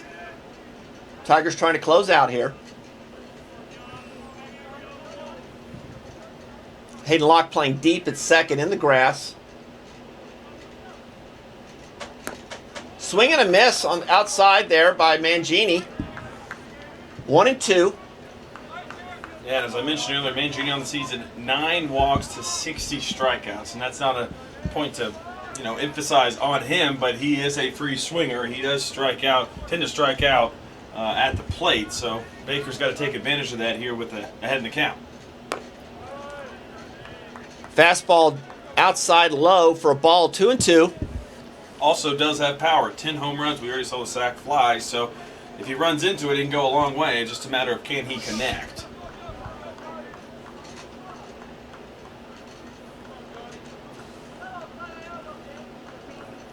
2-2 delivery coming up. And that's a line drive hit into center field. Cheely's going to back up, bring it in. Weatherly will advance to third. Mangini stays at first to third. I'll bring up the shortstop, Jake Cheney.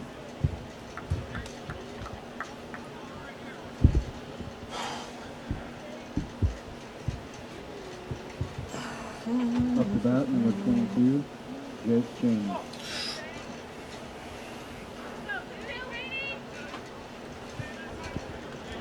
First and third here with 2 outs.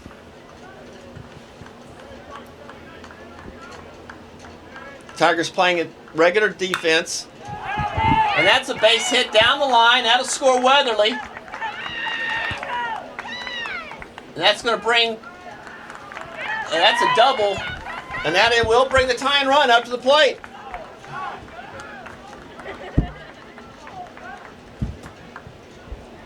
Men on second and third. 2 outs. And that'll get a visit by Justin Parrish, I believe.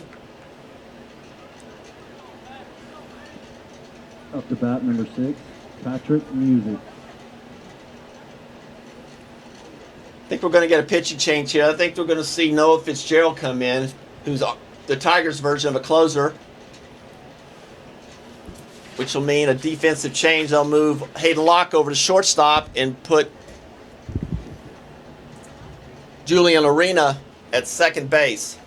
Yeah, Fitzgerald in the season, 2.45 ERA. Has only allowed 1 homer in the season, 3 saves, and 25 2/3 innings pitched. So we'll get back to We'll let Fitzgerald warm up, and we'll be right back in a minute.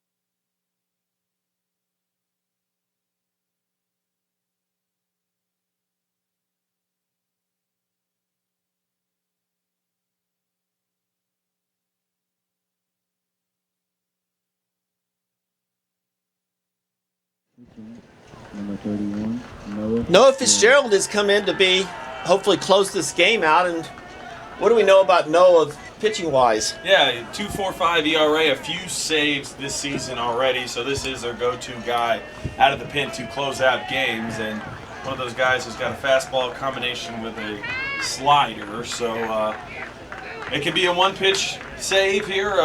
It could continue on. Just a matter of competing up on the mound and trying to put that ball in play to where it's can be fielded in the game. He's going to face Patrick Music, the second baseman.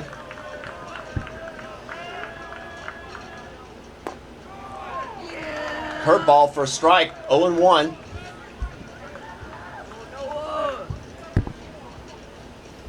Tigers playing regular depth, a little deep if anything.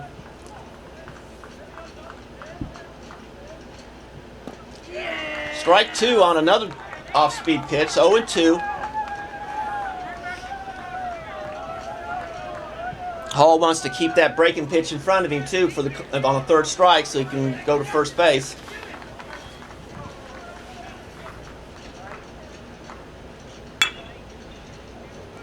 I'll find you. Ground ball to Urena, who's the new fielder in, and he bobbles the ball, so that's an error. Now the winning run is at the plate in the form of Paul Rahman, the right fielder. Bat, It's like number a 18, Paul Rahman. Pitch hitter. No, never mind. You're correct. Yeah. Ryman's 18. I had it wrong in my book.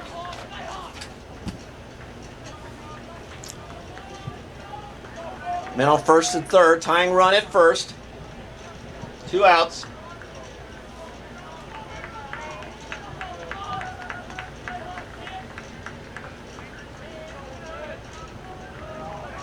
Pitch by Fitzgerald. Nice block by Hall. For a ball, 1-0.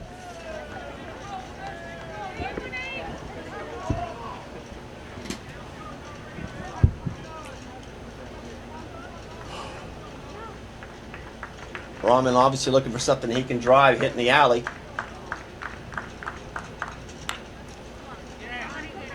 And that's a catch by Hayden Locke. That was a little soft fly ball that Locke went and got. Final score, Chattanooga State upsets Motlow State, the 7th seed, 10-8. Final score. Chattanooga State will move on tomorrow night to play Ball State. Motlow State will get up and be ready to play a 1 o'clock game against Columbia State. And that'll be it for the night. We'll see you all tomorrow morning starting at 10 o'clock for another long day of baseball. Have a nice evening.